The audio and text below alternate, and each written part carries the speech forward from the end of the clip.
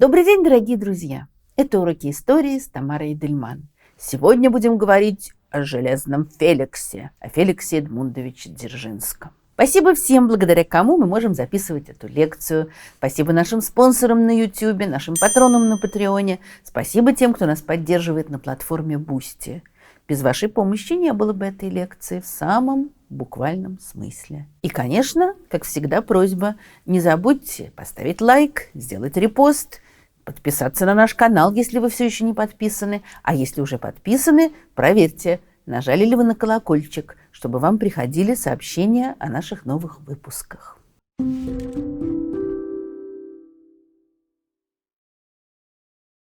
Когда 40 лет назад я начинала работать в школе, я начинала в очень хорошей школе, которой я очень благодарна, где помогали мне сильно. Вообще было хорошо.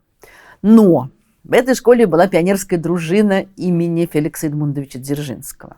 И вот я, только после университета вхожу в класс, где я должна буду преподавать, и с ужасом вижу, что на стене висит огромный, такой какой-то, наверное, картонный, что ли, покрашенный профиль Дзержинского.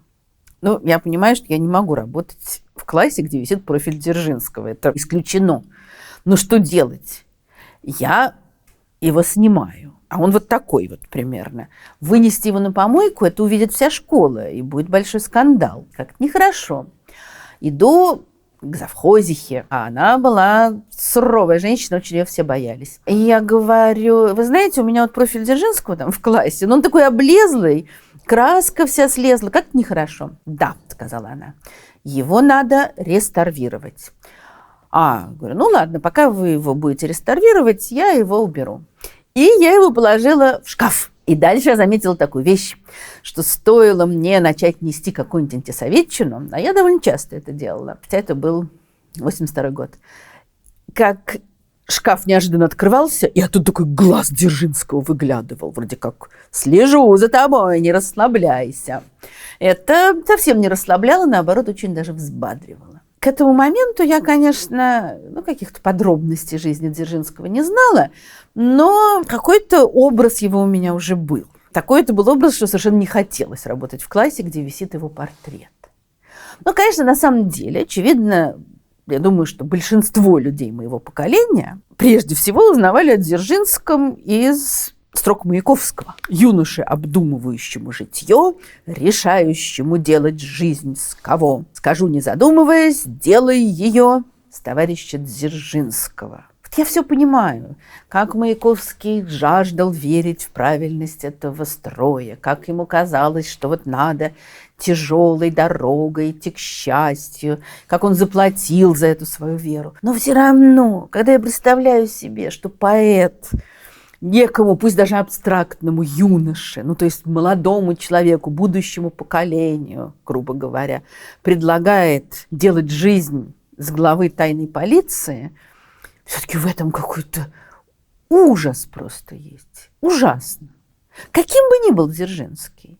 О Дзержинском очень много написано хорошего, с самыми разными людьми. Естественно, очень много написано и плохого тоже. Особенно, конечно, еще эмигрантская литература. Очень часто показывала его просто как такого сумасшедшего садиста. Насчет сумасшедшей тут можно обдумывать. Мне кажется, он не был садистом. И ему совершенно не доставляло удовольствия то, что он делал. В этом-то весь ужас. Это-то и страшно, в общем-то. Наверное, имеет смысл поговорить о Дзержинском для того, чтобы подумать в очередной раз. Во-первых, как такой человек приходит в революцию. Таких много было, такого типа, как он, но все-таки это достаточно нестандартное представление о революционере. И главное, как юноша, которого все описывают как восторженного, светлого, исключительного, как он становится палачом. Потому что добрым был Дзержинский, злобным был Дзержинский, садистом или не садистом, он все равно был палачом. Он приказывал расстреливать, пытать. Как это происходило? Посмотрим на его биографию. Феликс Эдмундович Дзержинский родился в 1877 году в семье польского шляхтича, то есть в дворянской семье, не Не слишком богатый, но и не так, чтобы очень бедный. Вполне образованный, интеллигентный. Его отец, Эдмунд Руфин Дзержинский, закончил физико-математический факультет Петербургского университета. Потом он был домашним учителем в Вильно. Вот там-то он и влюбился в свою ученицу, дочь профессора, женился на ней, а затем он преподавал в Херсоне, потом в Таганроге. Тут такая, значит, неожиданная совершенно ситуация, такое странное скрещение несоединимых вещей, что Эдмунд Дзержинский преподавал в Таганрогской гимназии, в частности, учил молодого Антошу Чехова. Вот какие-то разные совершенно миры, разные вселенные вдруг на секундочку встречаются. Вообще во всем, конечно, что связано с Дзержинским, очень трудно отделять мифы от реальности, и восторженные мифы, и ужасные. Вот про Эдмунда Дзержинского есть сведения, что он был ужасный учитель, мучил своими придирками учеников, что они его ненавидели. И даже в одной книге написано, что его вынудили уйти из гимназии, потому что он был такой злой учитель. Ну, честно говоря, при всем уважении к дореволюционным гимназиям, мне трудно себе представить, чтобы учителя вынуждали уйти, потому что он был очень суров. Это все-таки была более-менее норма жизни. Или уж надо было быть не знаю кем. Так что боюсь, что эта тень еще не родившегося сына вот так как-то пала на отца. Потому что есть другая версия, что просто он ушел по состоянию здоровья. У него был туберкулез, характерная для того времени болезнь, и для семьи Дзержинских тоже. И дальше они возвращаются в Польшу. У них есть маленькая именица, которая потом так и будет называться Дзержинова. И здесь они живут, у них рождается множество детей. И вот даже если просто посмотреть на этих детей, не зная еще, почему именно про эту семью мы говорим, вот видно, как вся история 20 века просто проехала по этой семье, раздавив ее или раскидав людей куда-то. Ну, понятно, что так можно, наверное, про любую семью сказать. Но в данном случае это видно просто с невероятной яркостью. Итак, вот посмотрим. Дети Эдмунда и Хелены Дзержинских. Ну, сначала родился маленький Витальд, который умер в младенчестве, к сожалению. Потом была Альдона, прожившая такую максимально спокойную жизнь, насколько это возможно. Если ты живешь с 1870 по 1966 год, то это значит, что ты живешь во время Первой мировой войны, Второй мировой войны, революции, оккупации и много-много всего другого. Альдона – старшая сестра, которая потом во многом, ну и помогала матери, пока мать была жива, во многом заменяла детям мать, заботилась о них, и, ну, в частности, у Феликса были очень близкие с ней отношения, что совершенно не противоречило тому, что уже после революции ее поражало то, что она слышала о своем брате. Есть такой рассказ, опять, вот тут каждый раз надо говорить, что надо все делить на 16, не знаю, но есть такой рассказ, что якобы Альдона в Польше уже вплоть до своей смерти приходила к священнику и заказывала ему службы в память о своем брате. И говорила: «Батюшка, Феликс был отъявленным негодяем, но, может быть, Господь все еще его держит в чистилище. И вот, значит, будем отмаливать его душу». Я не знаю, правда это или нет, но вполне могу предположить. Дальше возвращаемся к детям из семьи Дзержинских. Следующей рождается дочка Едвига, которая будет жить в Советском Союзе и будет все время общаться с братом. Она доживет до 49 года, умрет своей смертью. Хотя тоже интересно было бы узнать, как шла ее жизнь после смерти Дзержинского и дальше в 30-е, 40-е годы. Трепетала ли она? Наверное, трепетала, ожидая ареста. Думала ли она, что ее имя ее защитит? В данном случае защитила. Тут тоже есть о чем поговорить. Дальше был брат Станислав. В 17 году он как раз все еще жил в Польше в их имении, и он был убит дезертирами, бежавшими с фронта, которые хотели ограбить дом, влезли и убили его. Считается, что вскоре после этого, когда Дзержинский стал уже руководителем ВЧК, что он приказал найти этих убийц и расстрелять их. Хотя я бы хотела понять, каким образом он их смог найти. Ну, не знаю. Дальше Казимеш, который был расстрелян нацистами в 1943 году. Не забудем, что это Польша, не забудем, что это оккупация, и все трагедии, выпавшие на долю Польши, тоже выпали на долю этих людей. Потом Феликс, о котором сегодня пойдет речь. Потом Ванда, девочка, с которой связана тоже одна из ужасных трагедий, не совсем понятных, и тоже обрастающих разными мифами. Два брата, Феликс и Станислав, в 1892 году стреляли из ружья, и не то пошли охотиться, не то стреляли в мишень. Девочка где-то там возилась в кустах, и кто-то из них, непонятно, не то Станислав, не то Феликс, попал в нее, и она погибла. Из этого тоже, естественно, рождаются тексты вроде того, что Дзержинский, сумасшедший, кровопийца, застреливший собственную сестру. Мы, во-первых, не знаем, был ли это Феликс или это был его брат. И, в общем, понятно, что это была трагическая случайность. Но вот такая интересная вещь, что дальше в многочисленных письмах, а люди из семьи Дзержинских много переписывались друг с другом, она вообще не упоминается. То есть как бы ее нет. Значит ли это, что они замалчивали трагедию? Или это была такая травма, что они не в силах были к этому возвращаться? В всяком случае, понятно, что воспоминания об этой девочке тоже существовали и влияли на них. Дальше Игнатий, который будет учителем географии в Варшаве и доживет до 1953 года, умрет в своей постели. И из всех мужчин, ну, не считая Феликса, это вот будет единственный, кто спокойно скончается. Насколько спокойно, впрочем, мы не знаем. И Владислав, профессор медицины, полковник войска польского, который тоже сражался против немцев и был расстрелян. Вот такая семья, где два брата расстреляны, а другой расстреливал сам, а еще один брат убит непонятными какими-то бандитами, тоже вот выброшенными вдруг событиями революции, гражданской войны, погибшая девочка. То есть это какие-то странные, тяжелые, печальные истории, которые как будто клубятся вокруг этой семьи.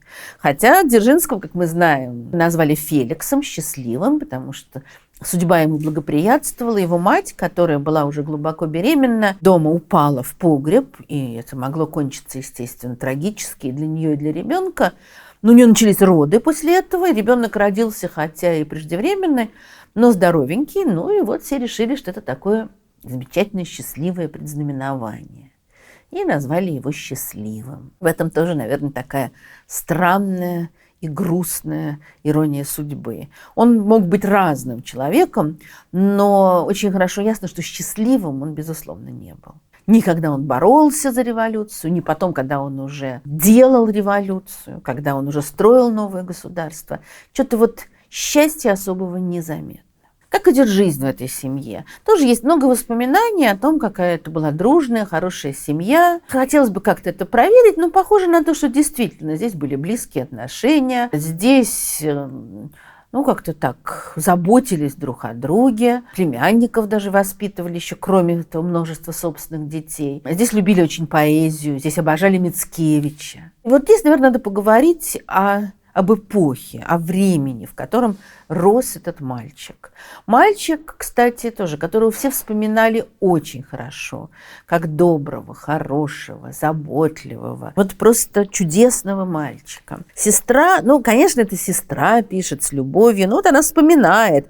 Это та самая сестра, которая потом якобы будет место заказывать. Он был мягким, я ни разу не видела его злым или ссорящимся, послушный, прилежный, чуткий и способный. Вполне могу предположить, что так оно и было. Тем интереснее дальнейшее развитие. Но как формируется, в какое время, в каком месте формируется этот мальчик? Здесь он родился в 1977 году. Это еще время правления Александра II, это время бурного общественного подъема во всей Российской империи. Не знаю, помнил ли он, вряд ли, 1981 год убийства Александра II. Но дальше понятно, что его взросление уже непосредственно, такое более сознательное детство, подростковый возраст, юность, это приходится на время Александра III, такое глухое время, когда не то, что там революционная деятельность, но общественная жизнь, в общем, довольно с большим трудом развивается. И это, конечно, тоже должно было сильно на него влиять. Ну и плюс к этому не забудем, что он живет в российской части Польши. Польша, как мы помним, в XVIII веке была разделена между тремя государствами – Австрией, Пруссией и Россией. И вот в российской Польше, которая когда-то называлась царством польским, а к этому моменту это слово уже давно не упоминается. Польша, которая за XIX век прошла через два мощных восстания в 1930-1931 году и в 1963. И оба этих восстания были кроваво подавлены. Память об этом, конечно, живет. Ну, культ Мицкевича, ясно, что он был в любой интеллигентной, наверное, польской семье. Но при этом всем прекрасно известно, что Мицкевич после восстания 1931 года покидает Российскую империю, что он живет в Париже, что он скорбит о Польше. Это все, естественно, тоже должно было подпитывать формирование молодого человека. Ну, а что касается восстания 1963 года, то понятно, что воспоминания о нем живы. Это вот поколение его родителей. Воспоминания о войсках, пришедших в Польшу, о виселицах, о людях, высланных в Сибирь. Все это, конечно, была незаживающая рана. И то, что сделали с царством польским потом, когда самого слова Польши нет, предпочитают использовать выражение вроде «Привислинский край», когда запрещают говорить по-польски в государственных учреждениях, в школах. Молодой Дзержинский все это испытает на себе. Хотя при этом царство польское, то, что раньше называлось царством польским, это одна из самых развитых частей Российской империи. Здесь быстро очень растут города, развивается промышленность. Эта часть богатеет, но от этого все былые травмы не исчезают. Ну и, конечно, не случайно, что здесь в разных формах развивается протест. И понятно, что перед этим мальчиком, как и перед многими другими мальчиками из интеллигентных, образованных семей, в общем, независимо от того, из какого слоя они происходили, здесь несколько путей. Можно пойти по пути конформизма. Можно где-то на какую-то службу наняться. Вряд ли там польскому дворянину светит какая-то огромная карьера, чем-то заняться, тихо, мирно жить. Или просто остаться в имении. Можно идти бороться. И, конечно, два основных направления – это, во-первых, революционное. И понятно, что как раз в те годы, когда растет Дзержинский, происходит очень важный сдвиг. То, что для всей Российской империи и для Польши, в частности, были очень важны социалистические идеи, это понятно. Это было и до рождения Дзержинского, и пока он был маленький, и потом. Но социализм бывает разный. Те люди, которые определяли революционное движение в момент рождения Дзержинского, в первые годы, пока он рос, это были народники. Те, кто исповедовали крестьянский социализм, те, кто считали, что главный революционный класс – это крестьяне, что через крестьянскую общину можно прийти к социализму. Когда Дзержинский уже растет, ходит в школу, осмысляет мир, читает книги, постепенно вот эти идеи уходят. Так же, как на какое-то время отступает идея террора, хотя позже она возродится снова, а начинают развиваться марксистские идеи. Марксизм – учение, которое считает главным революционным классом рабочих. И понятно, почему до этого марксизм не был особенно развит в Российской империи, потому что пролетариата-то не было особенно. А вот уже 80-е, годы 90-е, рабочих много, крестьяне не оправдали надежд интеллигенции, они ни на какую революцию подниматься не хотят. Стоит агитировать рабочих. В Польше, конечно, для таких идей огромные возможности. Здесь, как я уже сказала, большие города, Варшава, Лодзь и другие. Тут много рабочего класса. Надо только его призвать, позвать за собой, просветить. И марксизм здесь приживается хорошо. Дальше мы увидим, как сложатся отношения Дзержинского с этим учением. Другой вариант, естественно, очень характерный, очень естественный для Польши, это национализм. Это прежде всего борьба за независимость Польши. Может быть, хотя бы за автономию, но скорее за независимость, за отделение от ненавистной Российской империи. Это борьба за права своего народа. То, что очень тоже характерно для таких стареющих, разваливающихся империй, где национальные движения всегда очень сильны. И вот эти две мощных струи, такая социалистическая, в частности марксистская и националистическая, они в Польше представлены прекрасно. И, конечно, Дзержинский, так же, как и все его родные, об этом всем прекрасно знает. И надо сказать, что тоже как все меняется в людях, что молодой мальчик Феликс, он был прежде всего националист. Он был, во-первых, невероятно религиозный, такой пылкий католик, и какое-то время мечтал стать ксензом, священником. Но, правда, его отговорил его собственный священник, духовник, который обратил его внимание на то, как он увлекается девочками. Как мы знаем, католические священники дают обет безбрачия. Вот еще одна вещь такая интересная, потому что Дзержинского нам на всех многочисленных слащавых картинах его изображающих, его показывают уже каким-то совершенно высохшим, с горящими глазами, странным, не знаю, нечеловеческим существом. Может быть, даже это существо показывается как нечто высокое, но все равно это вот огонь в глазах, это шинель, а на него вокруг смотрят беспризорники, которых он воспитывает. Огромное количество источников подчеркивает, какой он был красивый. Ну, особенно в молодости, конечно.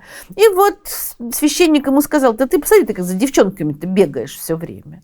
И как они за тобой бегают. Какой из тебя священник?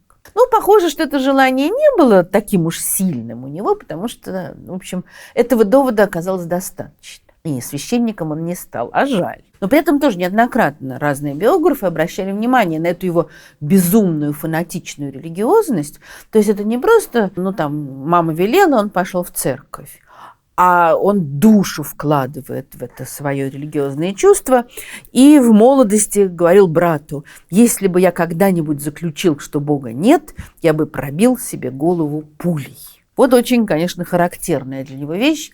Я в это верю, и все, вся жизнь моя направлена на это. Другая вещь, очень сильно на него повлиявшая, резня, когда в 1892 году в маленькой деревушке власти хотели закрыть католическую церковь. Прихожане не давали, дежурили, сторожили, не хотели этого допускать, и в конце концов пришел отряд казаков, людей выбрасывали из этой церкви, там были погибшие, было много раненых. Об этом, конечно, все узнали, и на Дзержинского это тоже произвело сильнейшее впечатление. И тоже вот его воспоминания из этих лет, то есть ему 15 лет, скажем, и он говорит: я мечтал о шапке-невидимке и об уничтожении всех москалей.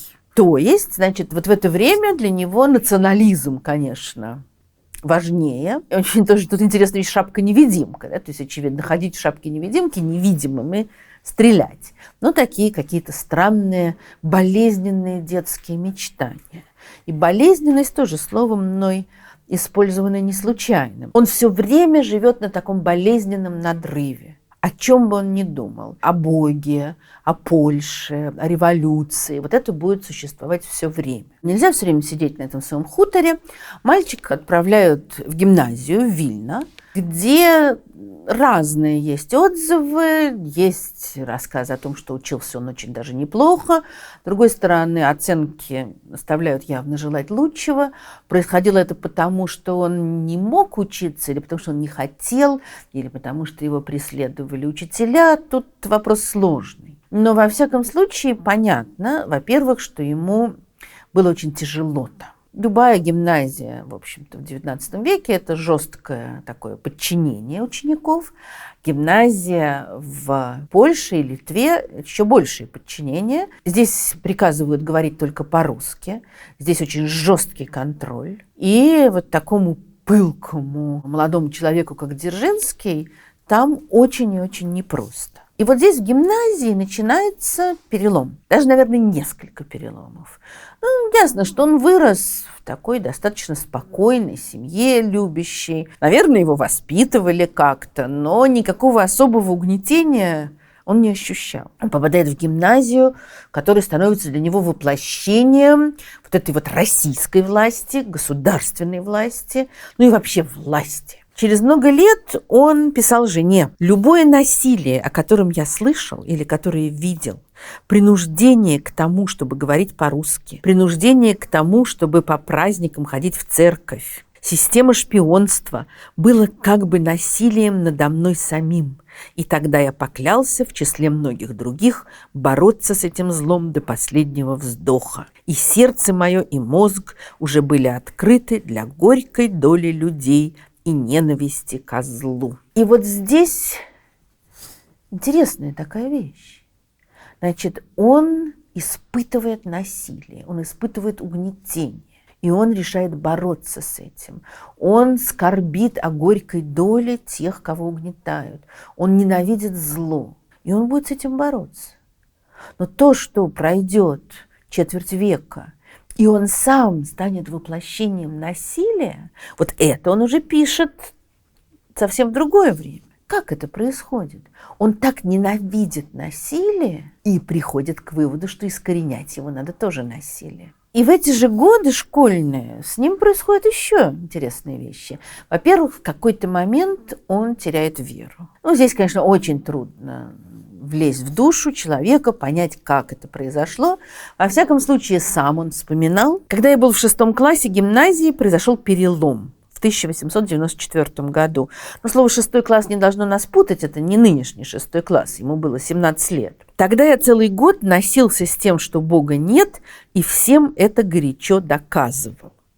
Вот тоже очень интересная вещь, что это не просто его внутренний перелом, он всем это доказывает, это надо всем сказать. Как его до этого жгла мысль о том, что не может быть, что Бога не было, вот его в душе горела вера, и он хотел стать священником, а теперь наоборот.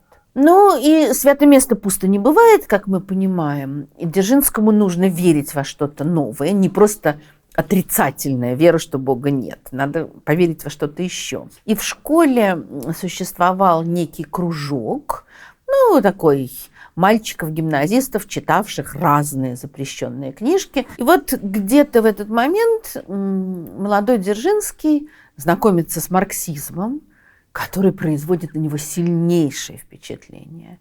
Это, кстати, довольно распространенная ситуация тех лет, когда люди, куда более зрелые, может быть, чем Дзержинский, меняли одну религию на другую. Могли менять христианство или иудаизм на марксизм, и таких было множество. Не случайно среди революционеров множество семинаристов или детей духовенства, вот там от Чернышевского до недоучившегося семинариста Сталина. Что-то было вот в религиозном образовании, которое все строится, конечно, на авторитете, на подчинении авторитету и на ожидании светлого будущего впереди, в раю или там после второго пришествия. Вот что-то было, что облегчало этот переход к желанию уже не достигнуть рая на небесах, а построить рай на земле. Хотя мы знаем, что были и противоположные переходы, когда люди, увлекавшиеся марксизмом в молодости, ну, например, Бердяев и другие философы,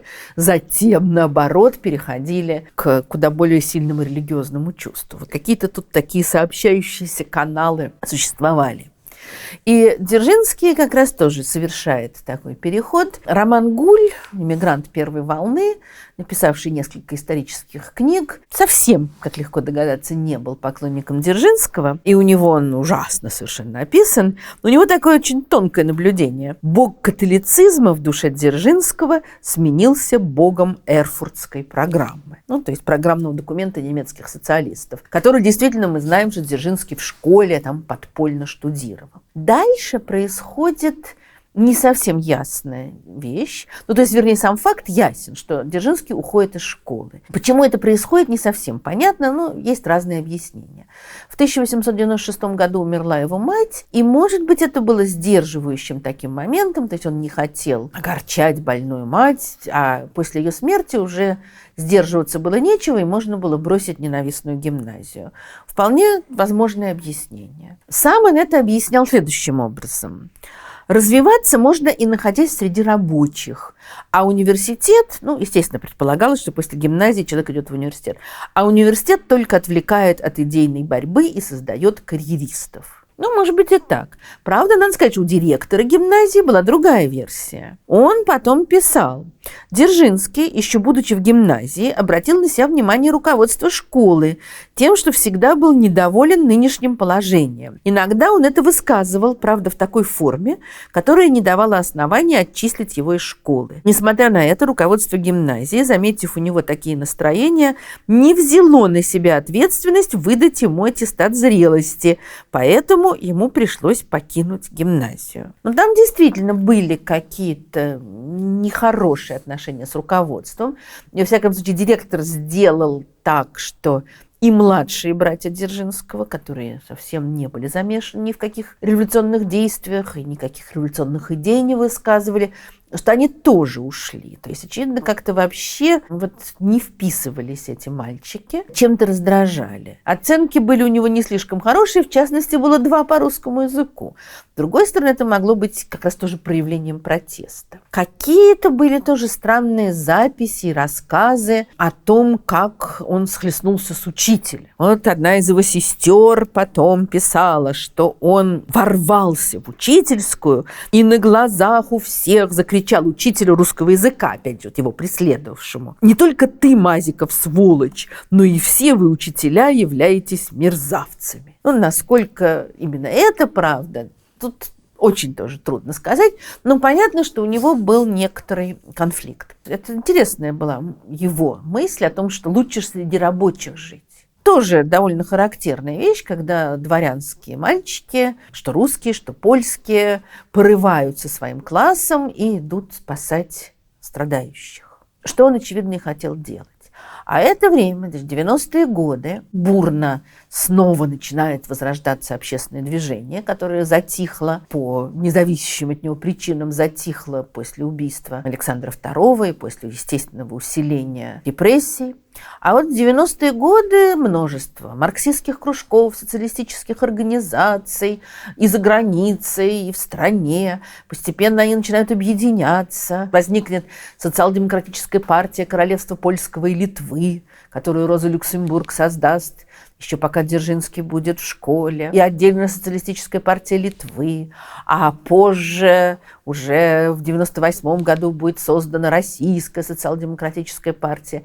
В общем, все эти объединения множатся очень быстро, по-разному очень объясняют для себя социализм и по-разному объясняют национальный вопрос, что в Польше и в Литве было особенно существенно. Ну, скажем, когда уже Ленин в 1903 году будет развивать свои идеи и призывать делегатов Второго съезда принять программу партии, то там у них много будет бурных споров, в частности, по поводу национального вопроса. Большевики поставили в программу пункт «Право нации на самоопределение». Предполагалось, что каждый народ имеет право создать свою государственность. Причем сначала говорилось на самоопределение, то есть, может быть, там какая-то форма внутри одного государства. Позже они даже добавят вплоть до отделения. Мы сейчас не говорим о том, насколько это соответствовало реальной политике большевиков, но в программе, по крайней мере, они писали так. И интересно, что это встречало сопротивление очень многих. Там, с одной стороны, были разные объединения революционеров, которые говорили: нет, нам надо объединяться прежде всего по национальному признаку. И бороться и за национальное освобождение, и за освобождение от гнета капиталистов. Бунт, еврейские социалисты. Были те, которые наоборот говорили, и таких в Польше как раз было очень много. Никаких национальных требований. Очень характерно, что это именно в Польше, где национализм пылает. Поэтому они его и не хотят. Они говорят, что если мы будем выдвигать национальные требования, это отвлечет рабочих. А главная революция, это. Тем более, что они же в этот момент убеждены, что революция будет мировой. Так зачем? Какие национальные требования? Потом все освободятся. И Дзержинский, про которого известно, как у него дома обожали Мицкевича, как они собирались и читали стихи и Мицкевича, и других польских поэтов. Вскоре после того, как он уходит из гимназии, он уже вступил в социалистическую партию, он уже ведет подпольную работу, когда он уже из Вильна переедет в Ковно, и будут собирать деньги на памятник Мицкевичу. И он будет выступать против, при всей его любви к поэзии и к этому великому поэту. И понятно почему.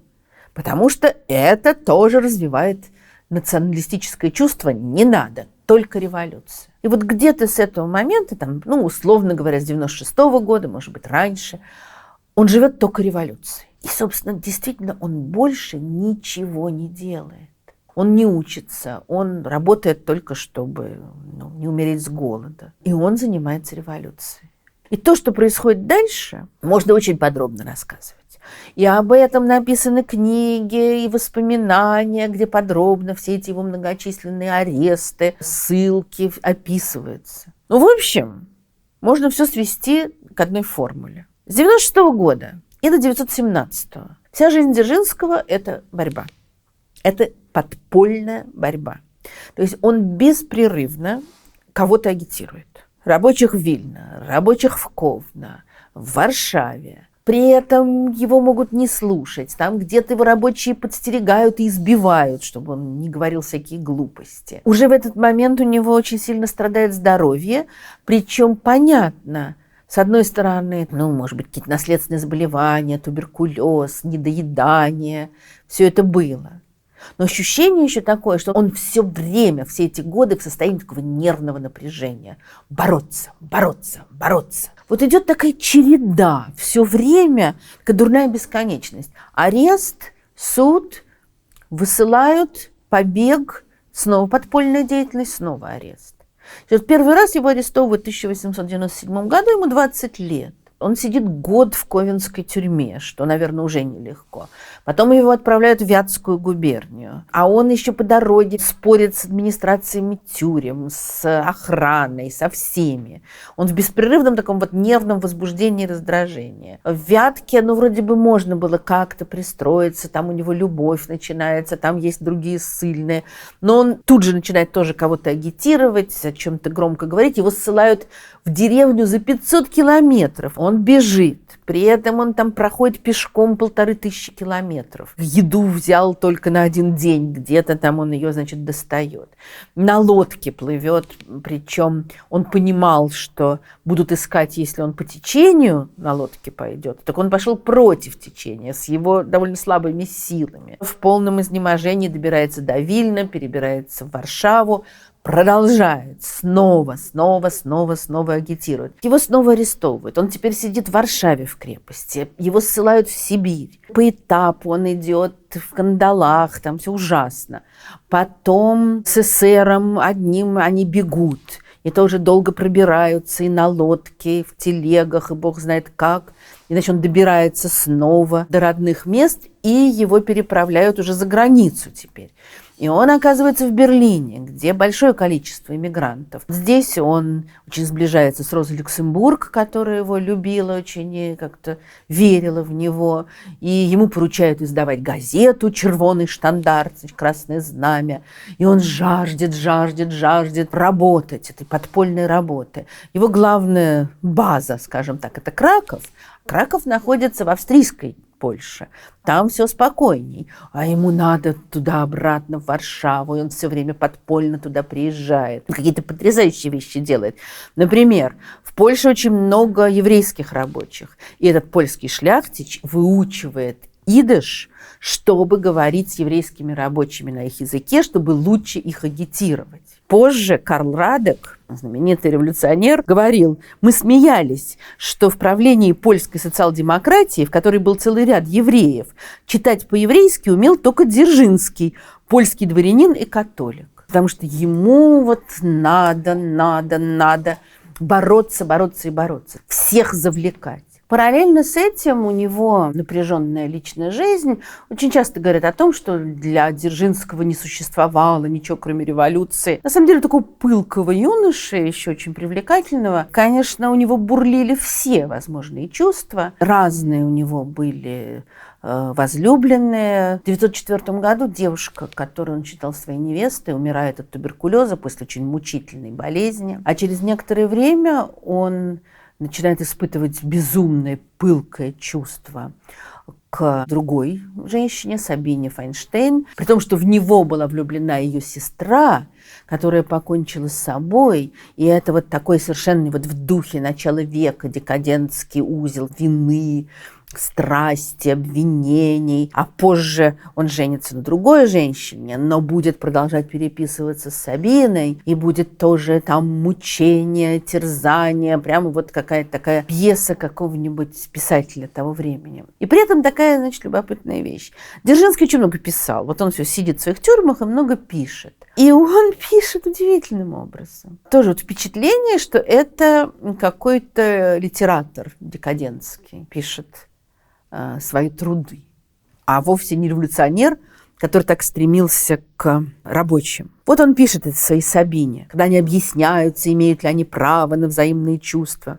«Я невменяем и боюсь писать, но как должен был купить эту ветку сирени.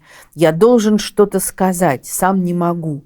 Не могу выразить в словах того, чувствую, что должен совершить безумие, что должен продолжать любить и говорить об этом. Сдерживаемое, оно взрывается сразу, срывает все преграды и несется, как разбушевавшийся поток. Оно принимает мистические формы, мои уста все шепчут, лети, моя освобожденная душа, в голубизну неба, люби и разорвись мое сердце и унесись в таинственный край, куда-то туда далеко, где бы я видел только вас и белую сирень, и чудесные цветы, и лазурные небеса, где трогательная тихая музыка, тихая, как летними вечерами в деревне, неуловимая для уха, наигрывала бы песнь жизни». Ну вот я не знаю, мне трудно как-то проанализировать собственные ощущения. У меня это вызывает чувство какого-то отторжения, просто подобный текст за счет своей какой-то безвкусицы. Может быть, потому что я знаю, что это пишет Дзержинский.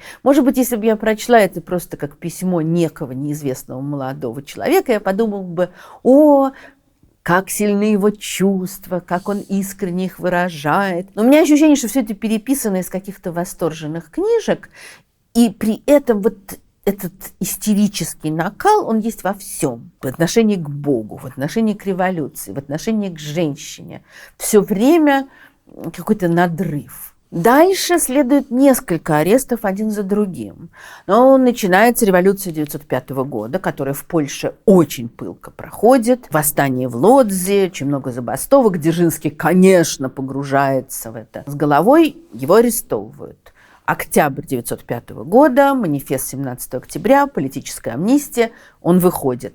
Естественно, сразу же он продолжает свою агитацию, свою революционную деятельность, проходит несколько месяцев, его опять арестовывают. Прошло еще несколько месяцев, его выпускают под залог. Тем временем он уже успел написать дневник заключенного, где описывал свои страдания, пока сидел в крепости. 1908 год, его опять арестовывают. Ну и теперь он уже рецидивист. Он политический преступник со стажем. Его приговаривают к пожизненной каторге, его отправляют в Сибирь, он бежит оттуда и пробирается в Европу и приезжает на Капри к Горькому, который принимает всех политэмигрантов, и некоторое время находится здесь. Ему 30 лет недавно исполнилось. Все ему говорят, все отмечают все время его изможденный вид, его вот просто изнеможение. И от него все требуют, чтобы он лечился, чтобы он отдохнул, чтобы он привел себя в чувство.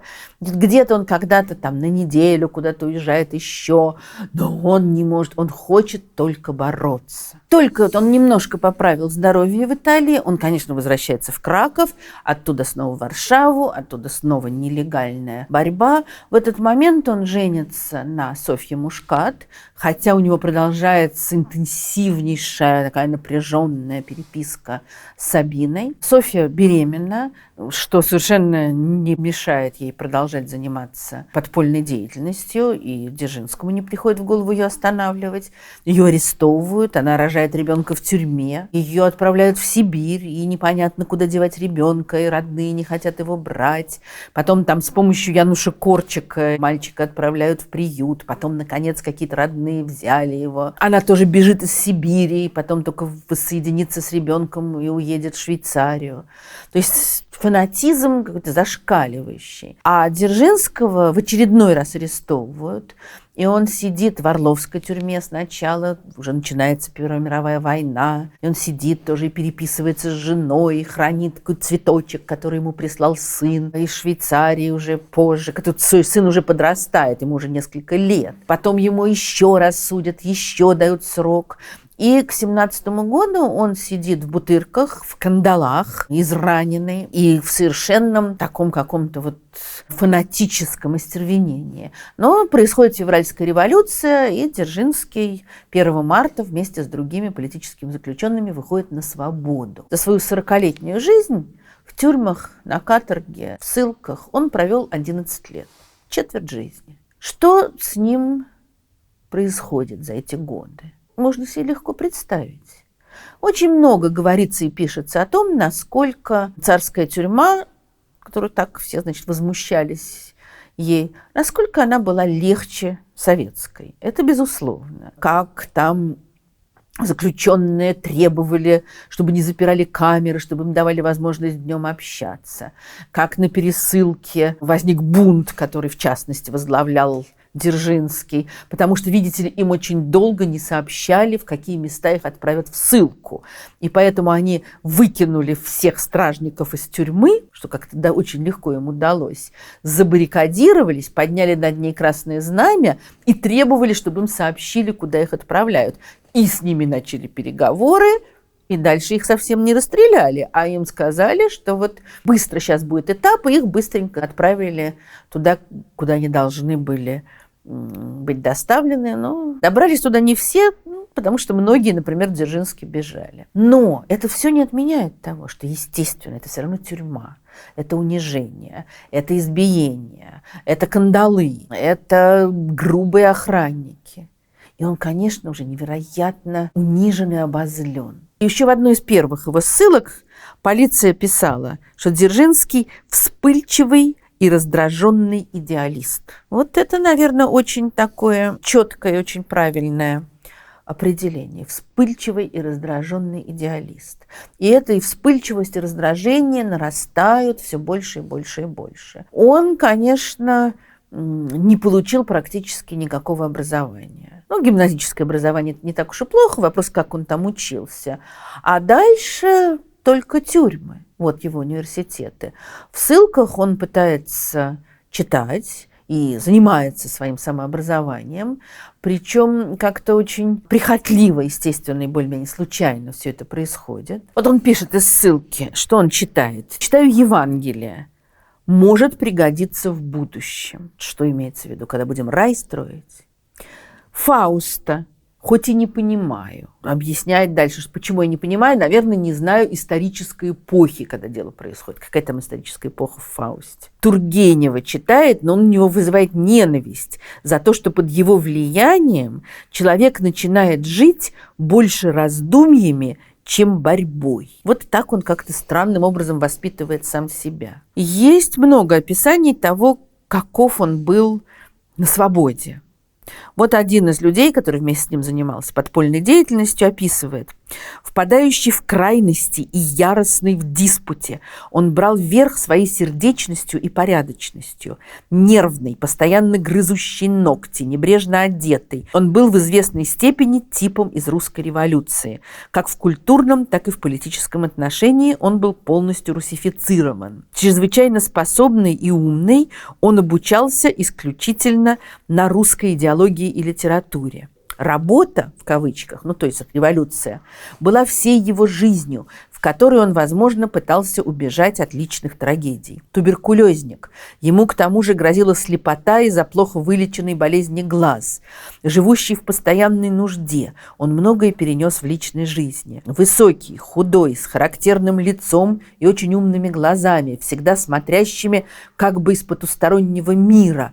Он часто попадал в поле зрения шпиков и попадался. Убегал и вновь принимался за работу.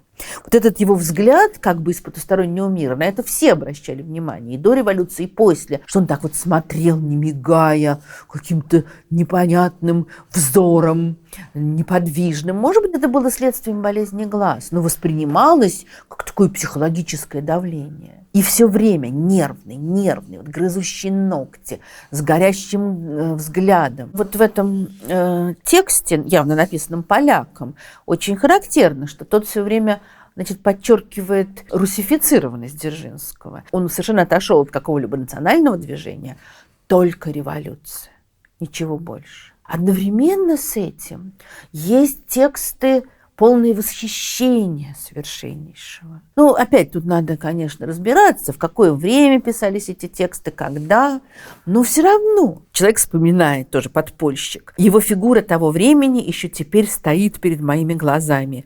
Высокий, тонкий, светлый, с горящими глазами. Здесь он светлый, что далеко не всем казалось, но горящие глаза присутствуют всегда. А на противоположном конце, вот об этом же светлом, прекрасном юноше, пишет Роман Гуль. И вот, когда большевистская революция разлилась по стране огнем и кровью, 40-летний Дзержинский, человек больной, вывихнутой души и фанатической затемненности сознания, растерявший уже многое из человеческих чувств, пришел к пределу политического изуверства, к посту коммунистического Торквемады, то есть великого инквизитора. Понятно, что вот между светлым, прекрасным юношей и коммунистическим Торквемадой огромная пропасть. Но видно, что и там, вот это вот тоже нервный фанатизм. Вот это видно во всех описаниях. Наверное, как-то вот четче, яснее всех итог дореволюционной жизни Дзержинского подвел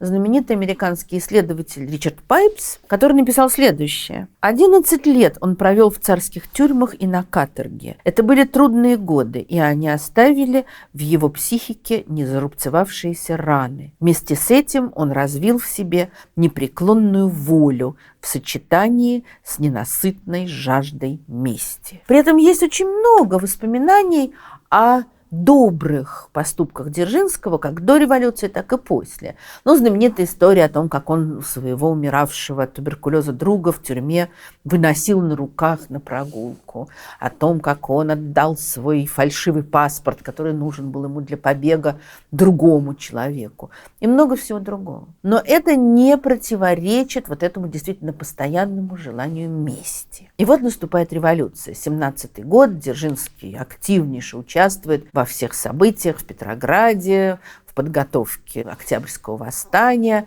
И вот все свершилось. А что будет дальше? А дальше очень интересно происходит. Мы об этом когда-то уже говорили в лекции о революции, о 17-м годе.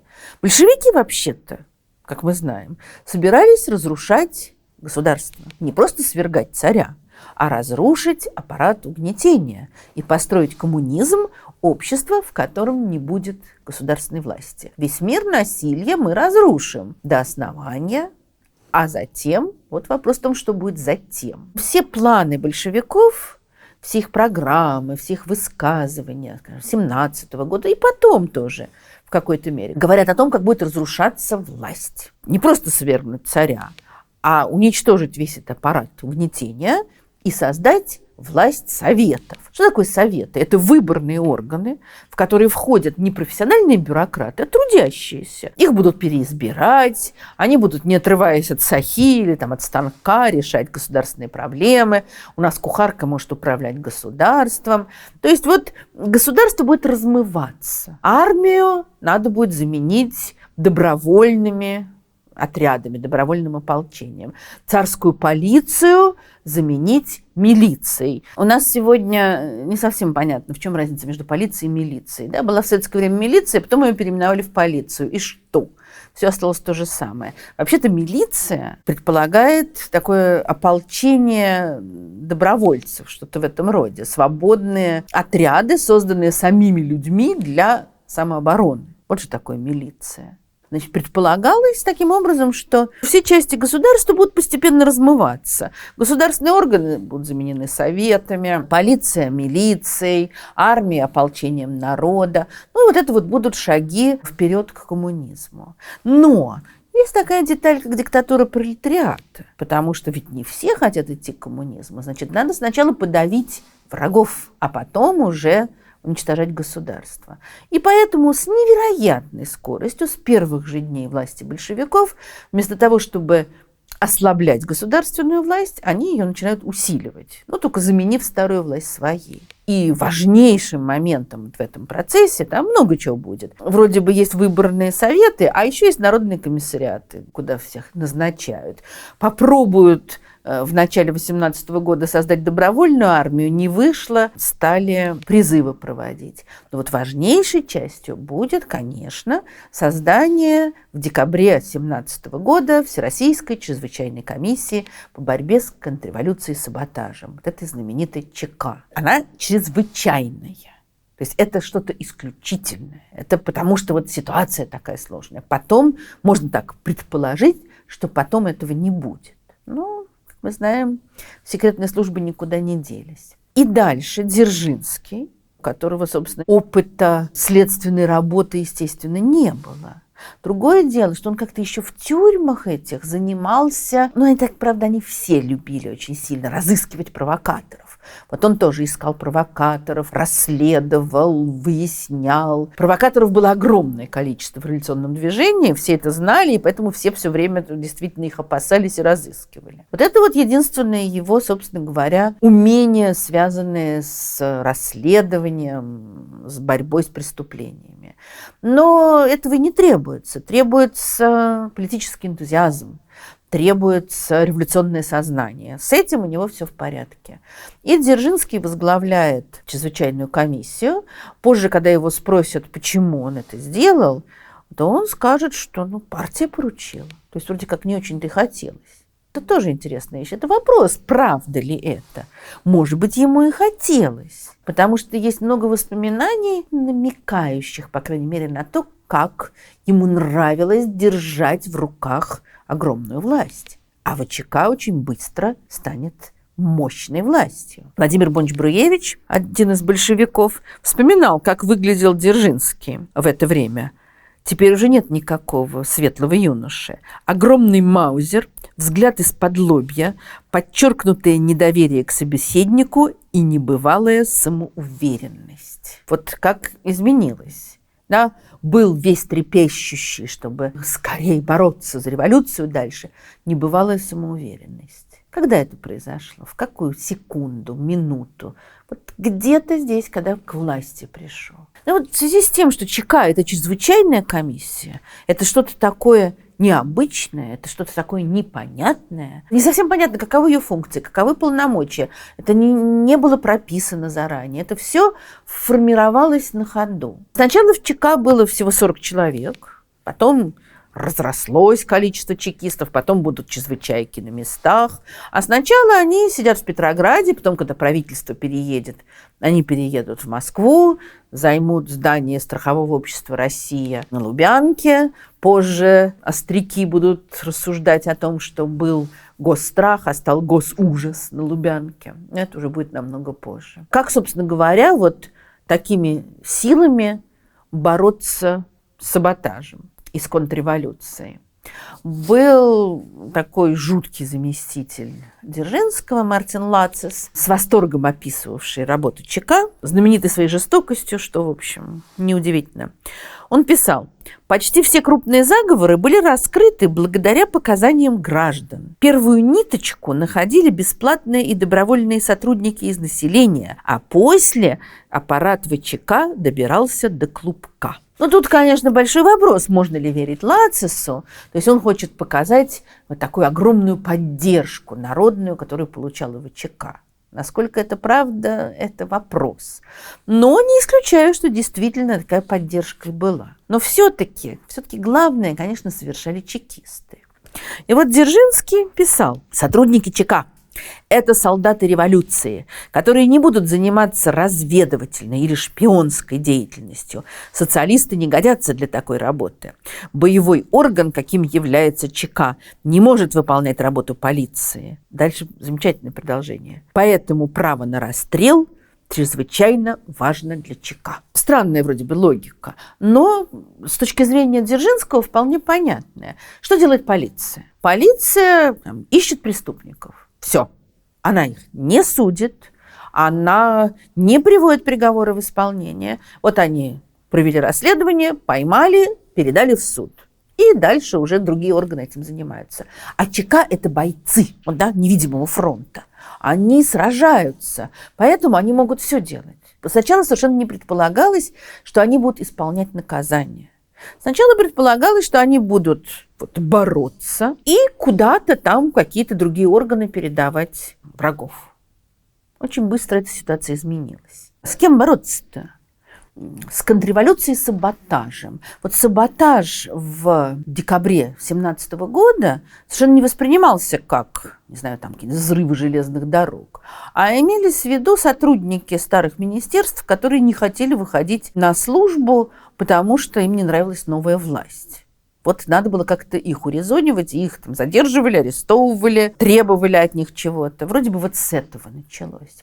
Потом вдруг выяснилось, что, оказывается, контрреволюция и саботаж – это члены учредительного собрания. Выборы, в которые были проведены уже после прихода большевиков к власти, но вдруг оказалось, что большинство в учредительном собрании получили вовсе не большевики, а эсеры и меньшевики. Дальше будет эта вся позорная история с тем, как оттягивали сначала созыв учредительного собрания, потом 5 января 18 года все-таки созвали, предложили им одобрить все то, что уже сделали большевики, они не одобрили, их разогнали. Но до этого ЧК уже провело свою работу и арестовывало эсеров и меньшевиков, при том, что среди чекистов было много левых эсеров, арестовывали тех эсеров и меньшевиков, которые создавали комитеты в поддержку учредительного собрания. Оказывается, это тоже саботаж.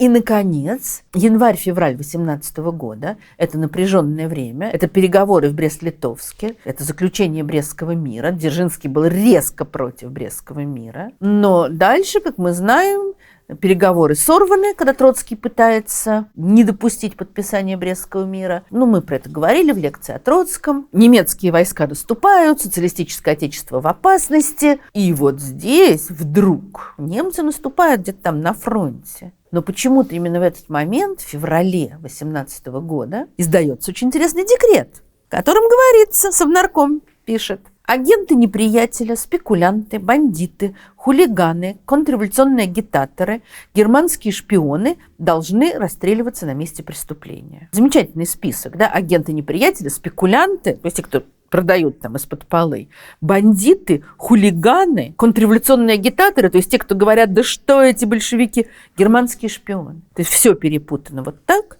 Но это тоже вполне такая понятная вещь, когда напрягается внешняя ситуация, сразу же ужесточается все и внутри, и наоборот. И, соответственно, в этот момент чекисты уже начинают расстреливать на месте.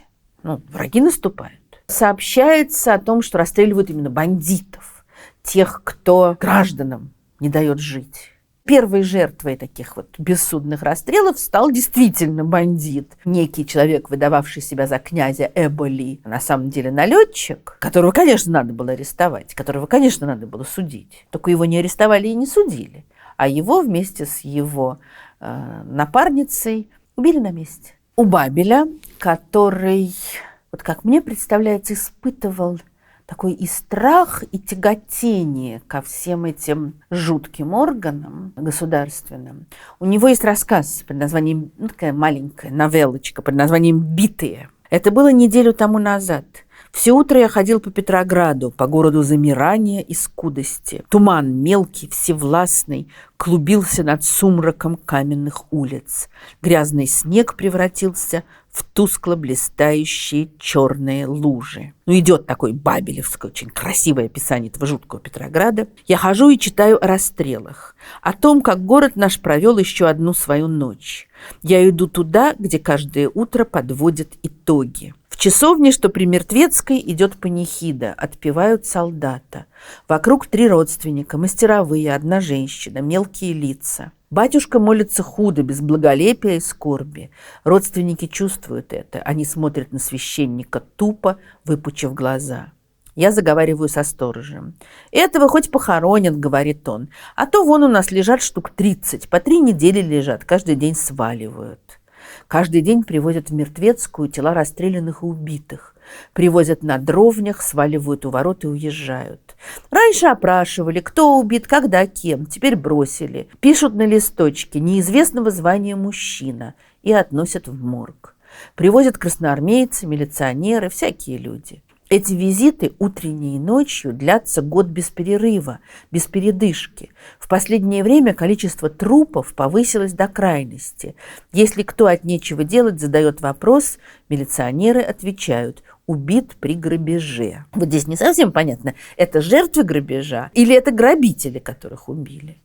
В сопровождении сторожа я иду в Мертвецкую. Он приподнимает покрывало и показывает мне лица людей, умерших 3 недели тому назад, залитые черной кровью. Все они молоды, крепкого сложения. Торчат ноги в сапогах, портянках, босые восковые ноги. Видны желтые животы, склеенные кровью волосы. На одном из тел лежит записка: «Князь Константин Эболи де Триколи». Сторож отдергивает простыню. Я вижу стройное сухощавое тело, маленькое, оскаленное, дерзкое, ужасное лицо. На князе английский костюм, лаковые ботинки с верхом из черной замши. Он единственный аристократ в молчаливых стенах. На другом столе я нахожу его подругу-дворянку Франциску Бритти. Она после расстрела прожила еще в больнице 2 часа. Стройное багровое ее тело забинтовано. Она так же тонка и высока, как князь. Рот ее раскрыт. Голова приподнята в яростном быстром стремлении. Длинные белые зубы хищно сверкают. Мертвая, она хранит печать красоты и дерзости. Она рыдает, она презрительно хохочет над убийцами. Я узнаю самое главное. Трупы не хоронят, потому что не на что их хоронить. Больница не хочет тратиться на похороны. Родных нет. Комиссариат не внемлет просьбам, отговаривается и отписывается. Администрация пойдет в Смольный. Конечно, все там будем. Теперь ничего, повествует сторож. Пущай лежат, погода держит. А как теплота вдарит, тогда всей больницей беги. Неубранные трупы, злоба дня в больнице. Кто уберет, это, кажется, сделалось вопросом самолюбия. Вы били, с ожесточением доказывает фельдшер, вы и убирайте. Сваливать ума хватает. Ведь их битых-то, что ни день десятки. То расстрел, то грабеж. Уж сколько бумаг написали. Я ухожу из места, где подводят итоги. Тяжко. Похоже, что ни одного князя, ни одного налетчика расстреляли. И расстрелов все больше. 23 февраля, то есть как раз вот в тот момент, когда идет наступление, когда там начинает формироваться Красная Армия, то публикуется обращение ВЧК, потрясающее совершенно, в котором говорится, что раньше, то есть вот с декабря, Всероссийская чрезвычайная комиссия проявляла великодушие. А теперь, вот в этих напряженных военных обстоятельствах, все, больше великодушия не будет, а будет по-настоящему жесткая политика. Что, в общем-то, конечно, и происходит. Очень интересно, что похоже, что Дзержинский, конечно, верит в идею таких рыцарей революции, которые будут сражаться за нее. Там разные были отделы ВЧК, которые занимались разными вещами. В частности, был отдел, который занимался банковскими преступлениями, коррупцией, попросту говоря. И Дзержинский пишет в это время в штаб Красной гвардии с просьбой направить на работу в ЧК, в банковский подотдел ВЧК, 5-10 товарищей красногвардейцев, сознающих великую свою миссию революционеров, недоступных ни подкупу, ни развращающему влиянию золота. То есть он понимает, что развращающее влияние золота, оно вообще-то есть, но знает, что можно найти вот этих неподкупных товарищей красногвардейцев, которые будут работать за идею. В ЧК, конечно, были люди, работавшие за идею, и были те, кто поддавались развращающему влиянию золота. Разные были, все были страшные. И вот эти первые, скажем, полгода ЧК борется вот с какими-то там нехорошими людьми, которые почему-то хотят учредительное собрание поддержать, с теми, кто не хочет выходить на работу, с бандитами, с налетчиками. Очень все благородно. После переезда в Москву была проведена такая мощная операция по борьбе с анархистами, которая была расписана очень подробно о том, как анархисты захватывали разные особняки в Москве и делали их своими такими центрами, и оттуда совершали совершали свои налеты и грабежи, и как все это было расчищено, и как они были захвачены, как идейных анархистов выпустили, сказав им, ай-яй-яй, анархисты вообще-то союзники большевиков, как бы. А, значит, бандитов расстреливали, а кого-то прямо на месте преступления. Специально пригласили представителей посольств, чтобы они прошли по этим особнякам и увидели, что там творилось. И есть очень яркие описания. Старинный особняк, конфискованный, ну, может быть, там бежали хозяева, а вот анархисты захватили, какая там грязь, как там кровь смешана с вином и с человеческими выделениями, как все это разгромлено, разбито. А вот чекисты как будто вычищают город в самом буквальном смысле слова. Польская исследовательница жизни Дзержинского пишет: участие западных наблюдателей помогло. После этой акции преступность в Москве значительно уменьшилась, а Запад доброжелательно посмотрел на большевиков и признал целесообразность создания ЧК. В российском обществе выросла поддержка новой власти. Стоит упомянуть, что идейных анархистов Дзержинский приказал освободить. Честно говоря, это у меня вызывает очень большие сомнения, насколько Запад признал целесообразность ЧК и насколько поддержка возросла, кто это определял, как определял. Но во всяком случае чекисты вот строят свой образ таких вот санитаров леса, тех, кто борется с налетчиками, с бандитами. Параллельно с этим Дзержинский очень последовательно борется за собственную власть. Из-за того, что Всероссийская чрезвычайная комиссия чрезвычайная, тоже совершенно непонятно ее место в органах других.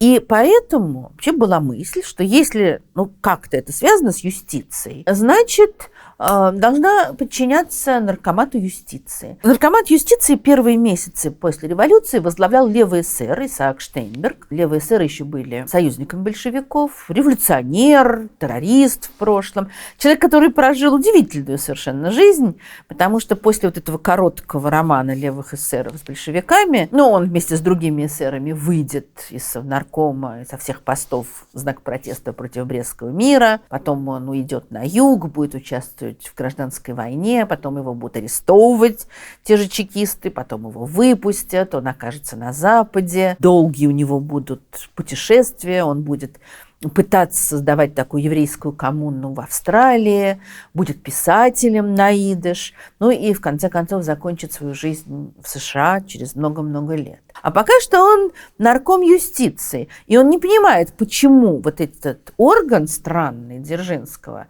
подчиняется Совнаркому, а не ему. И первые недели, месяцы, когда еще не совсем было понятно вот это вот все соотношение разных органов, он вмешивался, он требовал, чтобы отпускали неправильно задержанных, он возмущался самосудами ужасными. То есть он тоже был совсем не идеальный мягкий демократ. Но то, как ЧК прибирала к рукам власть и получала право на бессудные расправы, это его возмущало. И в конце концов, вот после того, как был издан декрет о том, что можно расстреливать на месте, то он пришел к Ленину и сказал: в таком случае зачем мы вообще морочим себе голову комиссариатом юстиции? Давайте назовем его честно комиссариатом общественного уничтожения, и проблема будет решена. Конечно, победил Дзержинский. И дело было даже не в том, что они не должны подчиняться наркомату юстиции, а о том, что наркомат юстиции некоторое время контролировали эсеры, а Совнарком там явное большинство большевиков. Это первое. И второе, что таким образом подчеркивался именно вот этот чрезвычайный характер ЧК. И уже летом 1818 года, после того, как много всего произойдет, Дзержинский писал: «Общество и пресса не понимают задачи характера нашей комиссии. Они понимают борьбу с контрреволюцией как вид нормальной государственной политики, и поэтому кричат о гарантиях, судах, о следствии и так далее. Мы не имеем ничего общего с военно-революционными трибуналами. Мы представляем собой организованный террор». И летом и осенью 1818 года вот эта вот идея организованного террора стала видна невооруженным взглядом. Первый, конечно, момент, крайне важный для дальнейшего развития ВЧК, это событие июля 1818 года, так называемый мятеж левых эсеров. Очень странные, непонятные события. тоже о них шла речь в лекции о 18 годе, но напомню, что в посольство немецкое являются два эсера, чекиста, Блюмкин и Андреев. У них есть вроде бы как удостоверение, подписанное помощником Дзержинского, тоже эсером. Дзержинский, как считается, ничего про это не знал. Эсеры, противники Брестского мира, они готовят покушение на немецкого посла Мирбаха, надеясь таким образом сорвать Брестский мир. Был арестован некий молодой человек по фамилии Мирбах. Блюмкин заявил, что это племянник посла, хотя на самом деле они даже не были родственниками. И вот они явились в посольство, сказали, что им надо срочно поговорить с послом. Тот явился, они стали ему говорить про этого племянника. Он сказал, что у него такого племянника нет. И они начали стрелять и бросили бомбу. И Мирбах был убит. Блюмкин был ранен, Андреев был ранен, они выпрыгивают в окно, уезжают, надеясь, значит, вроде бы таким образом сорвать Брестский мир. Они вообще-то приезжают в особняк ЧК, которым большинство тоже левых эсеров, где их там радостно принимает молодой чекист по фамилии Попов, который их всячески поддерживает. Их прячут, их лечат. Дальше их судьба очень сильно разойдется. Андреев, кажется, умер вскоре во время гражданской войны в Одессе, а Блюмкин какое-то время будет как бы скрываться, хотя все знали рестораны, где он обедал. Затем он будет по предложению того же Дзержинского амнистирован, он будет служить в ЧК, он будет заниматься разведкой, будет посещать самые разные экзотические страны, будет искать красную шамбалу в Гималаях. И расстрелян он будет не за то, что он сделал с Мирбахом, а расстрелян он будет уже как троцкист позже. Такая странная история, конечно, вызывающая разные построения и разные предположения. В это же время в Большом театре происходит 5-й съезд Советов, на котором левые эсеры отказываются принимать новую конституцию и выражают резкий протест против политики большевиков в деревне. А политика была жуткая. Особняк чекистский захвачен, туда является Дзержинский, чтобы навести порядок. Его захватывают в плен, вроде бы как заложника. Лидеры эсеров, знаменитая Мария Спиридонова и другие, отправляются в Большой театр, очевидно, желая заявить протест, призвать депутатов съезда Советов как-то действовать, а вместо этого они попадают в западню, когда всех неэсеров выводят из Большого театра, эсеров оставляют, их около 400 человек. Но они ничего не делают, они сидят, интернационал поют. Такую странную для эсеров, для террористов нерешительность проявляют. Дальше появляется Каменев уже утром в Большом театре, где они провели ночь, и говорит им, что вы задержанные не как фракция, а как члены партии, поднявшие мятеж против советской власти. Дзержинский заложник вроде бы у эсеров. Когда он узнает, что задержали Марию Спиридонову в Большом театре, то он кричит Попову: советую сразу меня расстрелять, потому что я буду противником ее освобождения. Но его не расстреливают. Зато расстреливают эсеров, когда латышские стрелки во главе с Вацетисом окружают особняк, артиллерия начинает по нему бить. Естественно, эсеры сдаются, Дзержинский освобожден, руководители заговора арестованы, некоторые из них расстреляны, и, собственно, мятеж подавлен. После этого эсеры уже выкинуты из всех органов, где они еще оставались. Это такая довольно странная ситуация, и неоднократно возникали, скажем, предположения о том, что Блюмкин и Андреев не просто так отправились в посольство. Были всегда предположения, что, может быть, это была провокация, организованная большевиками, тем более, что как-то эта судьба Блюмкина, как его быстренько помиловали, вызывает такие подозрения. И что это все было сделано для того, чтобы спровоцировать эсеров и расправиться с ними. Доказательств этого, конечно, нет. Юрий Фельштинский, иммигрант уже недавний, который разные книги пишет о спецслужбах, и былых, и нынешних, у него невероятно странное предположение о том, что вообще это был заговор организованный Дзержинским и Свердловым, которые хотели захватить власть. У него рассуждение: ушлому революционеру Ленину было очевидно, что во главе заговора стоял Дзержинский, поэтому 7 июля ВЧК расформировали, а Дзержинского сняли с поста. Но при всей моей нелюбви ко всем участникам этой истории, что к Ленину, что к Дзержинскому, что к Блюмкину, все-таки подобные утверждения кажутся какими-то уже очень голословными. Тем более, что они совершенно ничем не подтверждены. Это просто рассуждения, которые звучат, конечно, красиво, интересно. Оказывается, это Дзержинский все устроил, он хотел к власти прийти, Свердлова хотел к власти привести. Ох, как здорово! Но Дзержинский ушел со своего поста добровольно, потому что он ощущал свою ответственность за то, что сделали члены ЦК. ВЧК совершенно не расформировали. Там арестовали действительно эсеров, которые в него входили, начали расследование. Уже через несколько дней Дзержинский снова возглавлял ВЧК. Поэтому, каким бы ни был ушлым товарищ Ленин, он, конечно, был таким, но, по крайней мере, никаких доказательств от этого заговора Дзержинского найдено не было. И боюсь, что все-таки это существует только в воображении Юрия Фельштинского. Во всяком случае, он тоже ничего убедительного не приводит.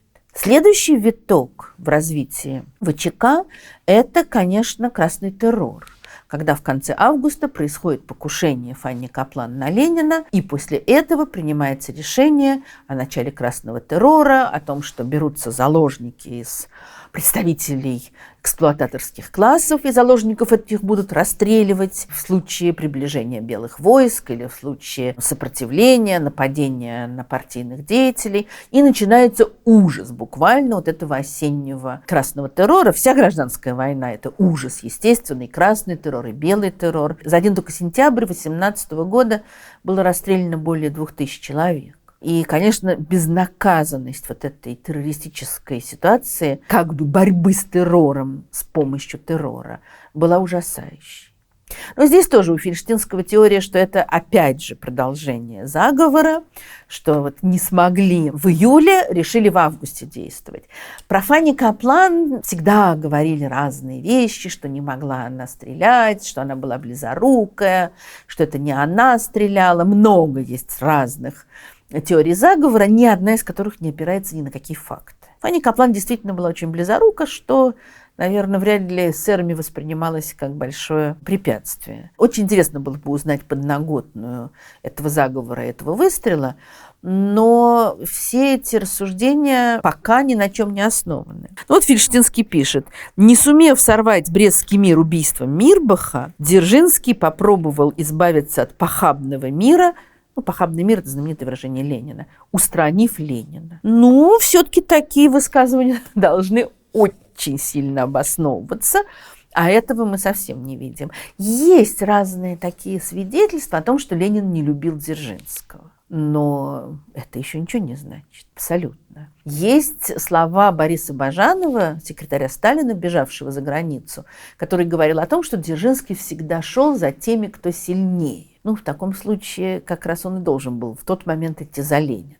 Вот за кем он пошел дальше, это уже другой разговор. Пока что его комиссия разрастается, у нее уже отделение по всей стране, прав у нее очень много, чрезвычайная ситуация сохраняется, гражданская война идет.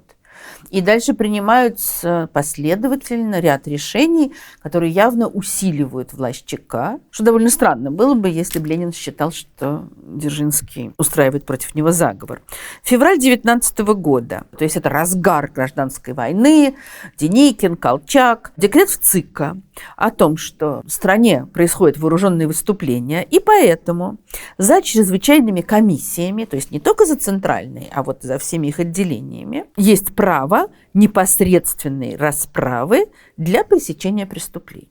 То есть еще раз подтверждается, что по-прежнему они это могут. В апреле 19 года по-прежнему действительно очень тяжелая обстановка на фронтах, и принимается декрет о революционных трибуналах. Звучит красиво, из французской революции, конечно, взяли. Революционные трибуналы учреждаются со специальной целью рассмотрения дел о контрреволюционных и всяких других деяниях, идущих против всех завоеваний Октябрьской революции. и направленных к ослаблению силы и авторитета советской власти. В соответствии с этим трибуналам предоставляется ничем не ограниченное право в определении меры репрессии. То есть вот эти самые революционные трибуналы, которые тоже, вот как и ВЧК, они существуют вне обычной системы юридической. Они могут сами определять меру репрессии, ну, то есть вплоть до смертной казни, что, конечно, постоянно происходило. То есть ВЧК, с одной стороны, не нуждается в трибуналах, они могут на месте расстреливать, а с другой стороны, трибуналы тоже могут принимать решение о расстреле без всяких юридических тонкостей. Дальше тоже вот так интересненько происходит. Гражданская война заканчивается, значит, и чрезвычайная ситуация заканчивается. Все, большевики победили. Вообще похоже на то, что ЧК больше не нужна. Принимается декрет о политике наказаний в новых условиях. Очень благородно звучит. Схематическое распределение людей по их социальному происхождению – кулак, бывший офицер, помещик – можно было применять, когда советская власть была слаба. То есть до этого исходили и прямо говорили. Вот тот же Лацис жуткий писал, что главное не вникать, что конкретно сделал арестованный, а выяснить, он кто, он к какому классу принадлежит. Ну, а от этого уже зависит его оправдание или обвинение. Можно вспомнить Клима Чугункина из «Собачьего сердца», да, который был оправдан в связи с правильным происхождением, потом получил 15 лет каторги условно. Можно было применять такой подход, когда советская власть была слаба. В настоящее время следует тщательно изучить поступки бывшего, чтобы его арест имел смысл, так как иначе тюрьмы будут переполнены людьми, которые занимаются невредным ворчанием на советскую власть. Получается, вот это очень интересный текст. Значит, с одной стороны, все очень хорошо. Не надо больше судить о человеке по его социальному происхождению. Надо выяснять, что он такое сделал конкретно. Но при этом вот замечательное объяснение. Не потому, что это там более справедливо, не потому, что это законно, а тюрьмы будут переполнены вот этими людьми, которые просто ворчат. Не надо. Ну и действительно, ЧК прекращает свое существование, но вместо этого возникает государственное политуправление, пресловутое ГПУ, которое потом будет ОГПУ при Наркомате внутренних дел. И возглавляет его по-прежнему Дзержинский. Замечательная будет инструкция о том, что да, вроде бы у нас сейчас смягчение наказаний, но каждый сотрудник ГПУ должен отдавать себе отчет в том, что подобная ситуация не может продолжаться долго.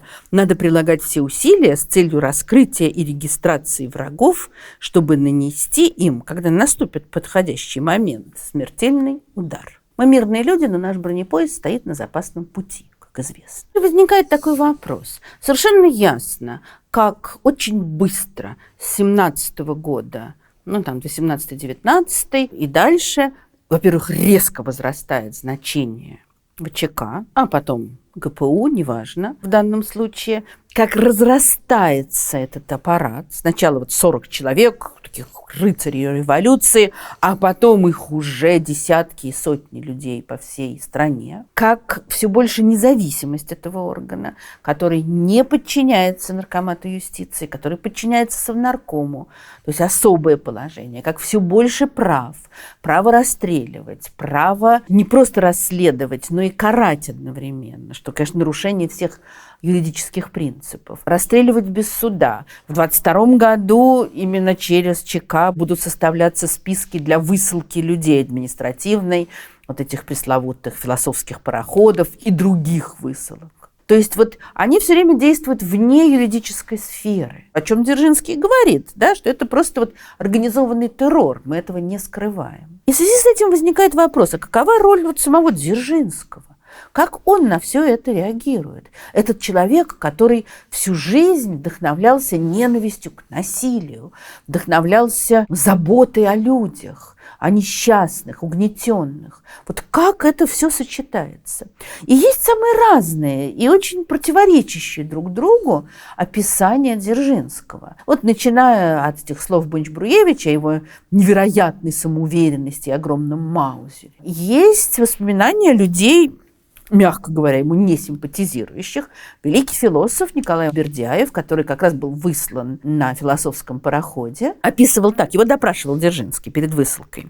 «Дзержинский произвел на меня впечатление человека с абсолютно прочными убеждениями и искреннего фанатика. Было в нем что-то необычайное. В прошлом он хотел стать католическим монахом и свою фанатичную веру перенес на коммунизм». Ну, это, в общем, понятные все те же рассуждения. Он видит в нем фанатика, но при этом вот здесь интересная фраза «что-то необычайное». То есть он не вызывает у него какого-то, ну, не знаю, отвращения, несмотря на то, что Бердяев прекрасно понимал, что его жизнь зависит от Дзержинского.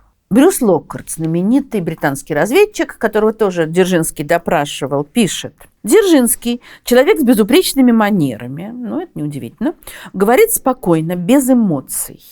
Вот это интересная вещь, да? Все время до этого описание, как он грызет ногти, какой он нервный, говорит без эмоций. Но он совершенно лишен чувства юмора. Это такое английское, конечно, замечание.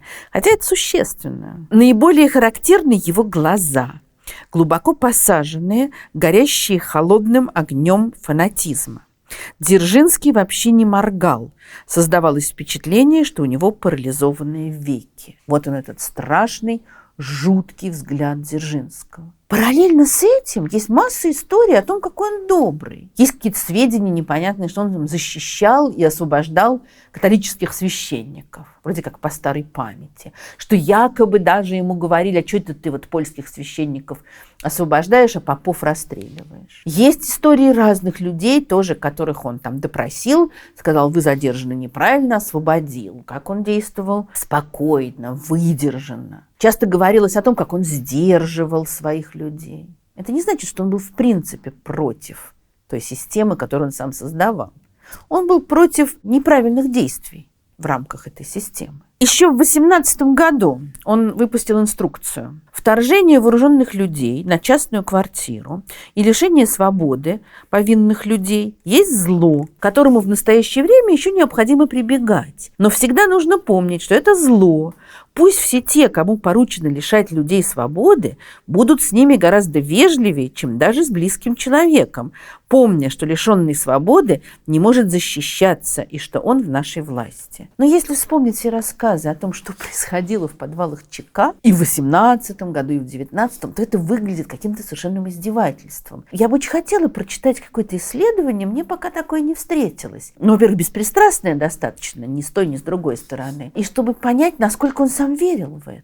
Было ли это просто каким-то вот сотрясением воздуха, или он действительно считал, даже не то, что так надо делать, а то, что он действительно считал, что его люди так поступают. Вот что мне интересно. Он переписывается в эти послереволюционные годы со своей сестрой Альдоной, со старшей сестрой, которая очень много для него значит, которая воспитывала его во многом, к которой он приходил, когда убегал из ссылок. Ну, вообще, она для него вторая мать практически. И, очевидно, она упрекает его в том, что он делает. И он пишет ей в 19 году вот этим своим выспренным, восторженным слогом, примерно так, как он со своей возлюбленной переписывался. «Я остался таким же, каким и был, хотя для многих нет имени страшнее моего. И я чувствую, что ты не можешь примириться с мыслью, что я – это я, и не можешь меня понять, зная меня в прошлом. Ты видишь лишь то, что доходит до тебя, быть может, в сгущенных красках. Ты свидетель и жертва молоха войны, а теперь разрухи. Из-под твоих ног ускользает почва, на которой ты жила. Я же, вечный скиталец, нахожусь в гуще перемен и создания новой жизни. Ты обращаешься своей мыслью и душой к прошлому. Я вижу будущее и хочу, и должен сам быть участником его создания». Ну, это тоже такой выспренный высокий штиль. Он не отрицает, что он совершает все эти убийства, все эти ужасы, но это для создания новой жизни. И ради этой новой жизни можно идти на все. В 18 году он пишет жене, которая все еще в Швейцарии: «Некогда думать о семье или о себе. Чем мощнее колесо врагов, тем ближе оно к моему сердцу. Каждый день я должен брать в руки оружие еще более страшное. Я должен быть столь же страшным, чтобы, как верный пес, разорвать злодея на части. Живу своими нервами. Собственное сознание приказывает мне быть грозным, и у меня хватит воли, чтобы исполнить это веление до конца. Вот это, конечно, жуткий совершенно текст. Наверное, даже это он как-то там все приукрашивает, возвышенно описывает. Но то есть что он говорит? Во-первых, что вот враги все ближе к его сердцу, он живет на нервах. То есть это не так, чтобы он упивался тем, что происходит.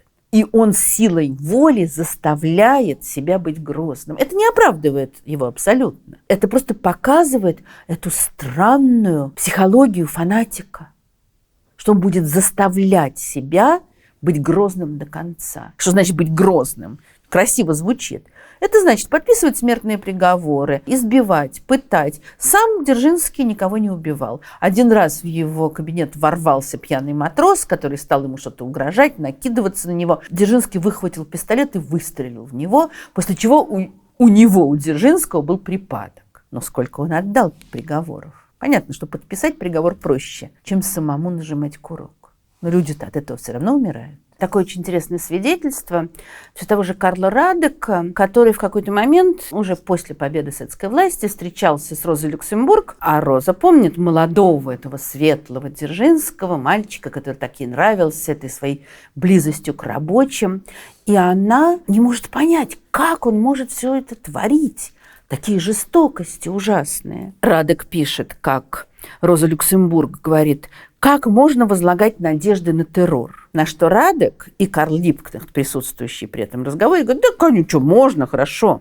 Роза, может быть, вы и правы, но как Юзеф может быть таким жестоким? Юзеф – это партийная кличка Дзержинского. Еще один польский революционер, Тышка, при этом присутствующий, смеется и говорит, если будет надо, то и ты сможешь быть такой жестокой ради революции. В этом разговоре, очень таком характерном для революционеров, ужас заключается в том, что Роза Люксембург, Карл Липкнехт, Ян Тышка будут убиты в 1919 году после попытки восстания немецких революционеров. Карл Радек будет убит в советской тюрьме другими заключенными. То есть они все погибнут в той или иной форме в результате разных своих революционных действий. Вот они сидят, не зная, что некоторым из них совсем немного осталось жить, и рассуждают о возможностях террора, смеются и говорят, да, если надо, то все будут участвовать в этом. Дзержинский не смеялся. Наверное, когда Локхарт пишет о том, что у него нет чувства юмора, то это дело не в том, что он там анекдоты не рассказывал, а в том, что он все это воспринимал невероятно серьезно и заставлял себя и заставлял. Кроме руководства ВЧК и АГПУ, у него было множество других задач. Еще во время гражданской войны в 1920 году,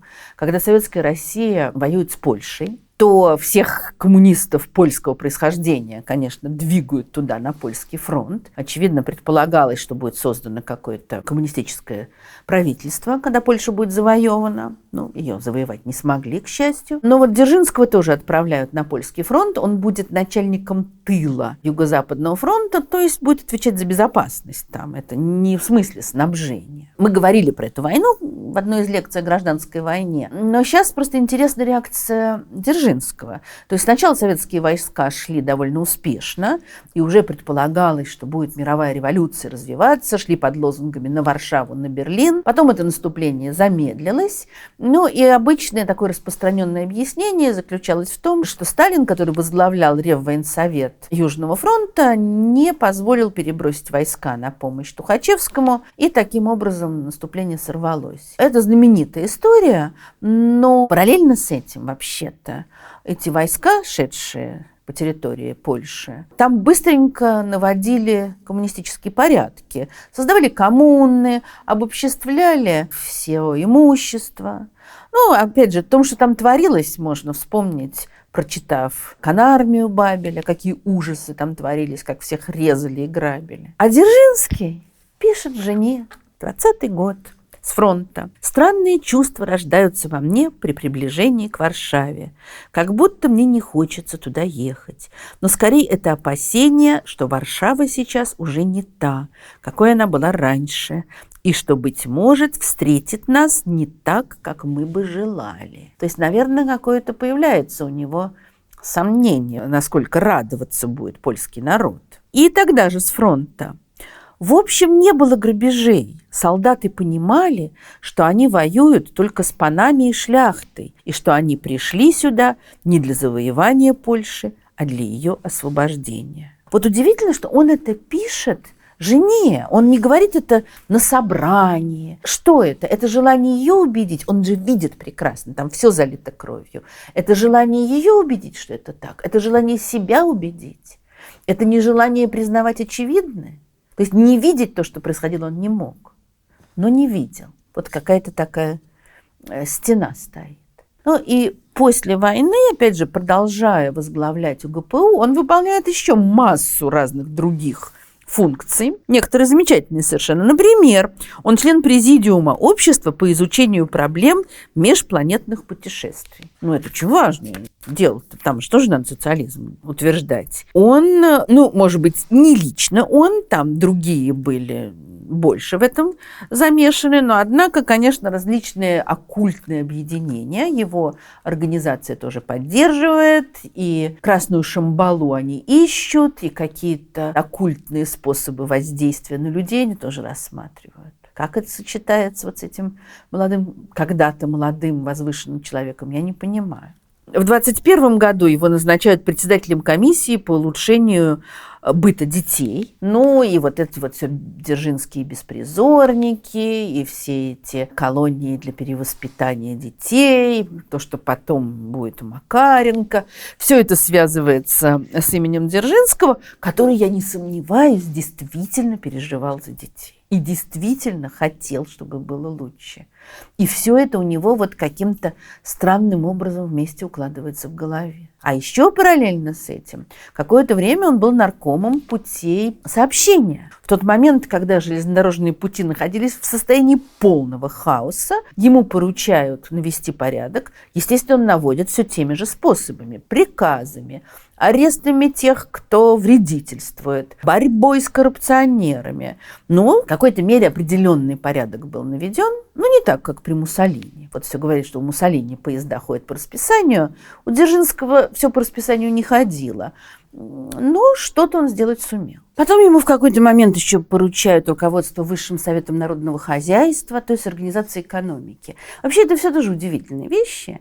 Еще раз вспомним. Человек с неоконченным гимназическим образованием, не имеющий никакого представления о законах экономического развития, о воспитании детей, о железнодорожном транспорте, где-то урывками в ссылке, читавшие художественную литературу. Ему поручают налаживать работу железных дорог, поручают создание сети детских учреждений для сирот и беспризорников, ему поручают руководить организацией экономики. Это совершенно какая-то искусственная абсолютно ситуация. Ну, с другой стороны, до этого ему поручали решать судьбы тысяч людей, которых арестовывала ВЧК, что тоже все довольно странно. Но главное вот этот вот его революционный порыв. Конечно, вот это вот бесконечное количество работы еще больше подрывало его здоровье, и все время бесконечные разговоры о том, как он себя плохо чувствует, как он ночует прямо на работе, отказ от каких-либо льгот для себя, от какой-либо дополнительной еды. Это жуткая история, как он приходит в гости к сестре, а она его угощает блинами, чтобы хоть как-то его подкормить. А он спрашивает, где ты достала муку для блинов. И когда оказывается, что она ее достала у спекулянта, то он выбрасывает их в окно, потому что вот он с ними борется, а сестра, видите ли, вот так поступает. И все это опять вот это вот вечное нервное напряжение. Но что совершенно не противоречит тому, что этот человек, фанатично преданный революции, вообще-то участвует в политической борьбе. Ну, как многие фанатики в тот момент поступали. Начало 20-х годов, здоровье Ленина портится, уже идет такая подготовка к будущей грызне за его наследство, уже есть противостояние Сталина и Троцкого, уже решают, с кем быть Каменев, Бухарин, Зиновьев, то есть уже назревают все последующие конфликты. Дзержинский не является где-то вот в первых рядах всей этой борьбы, он не идеолог. Он хоть и бесконечно агитировал рабочих, но теоретизировать вот на таком уровне, как там вожди революции, он не может. Но он внимательно следит за происходящим. И похоже, что здесь тоже с ним интересные происходят такие перемены. Потому что во время гражданской войны ощущение такое, что Дзержинский близок к Троцким. Вот не случайно он там защищает Блюмкина, а Блюмкин потом будет человек Троцкого. Вот где-то даже его обзывают троцкистом. А потом наступил момент, тоже мы не очень понимаем, когда конкретно, когда он стал сдвигаться в сторону Сталина. Во всяком случае, Ленин, а у Ленина-то чутье на власть было очень сильное, вот Ленин почувствовал это. И вот если все эти представления о том, что у Дзержинского был какой-то заговор в 18 году, мне, по крайней мере, они кажутся абсолютными домыслами, то, что Ленин в 21-22 году чувствует, как Дзержинский уходит из-под его контроля, вот это безусловно так. Это видно по текстам.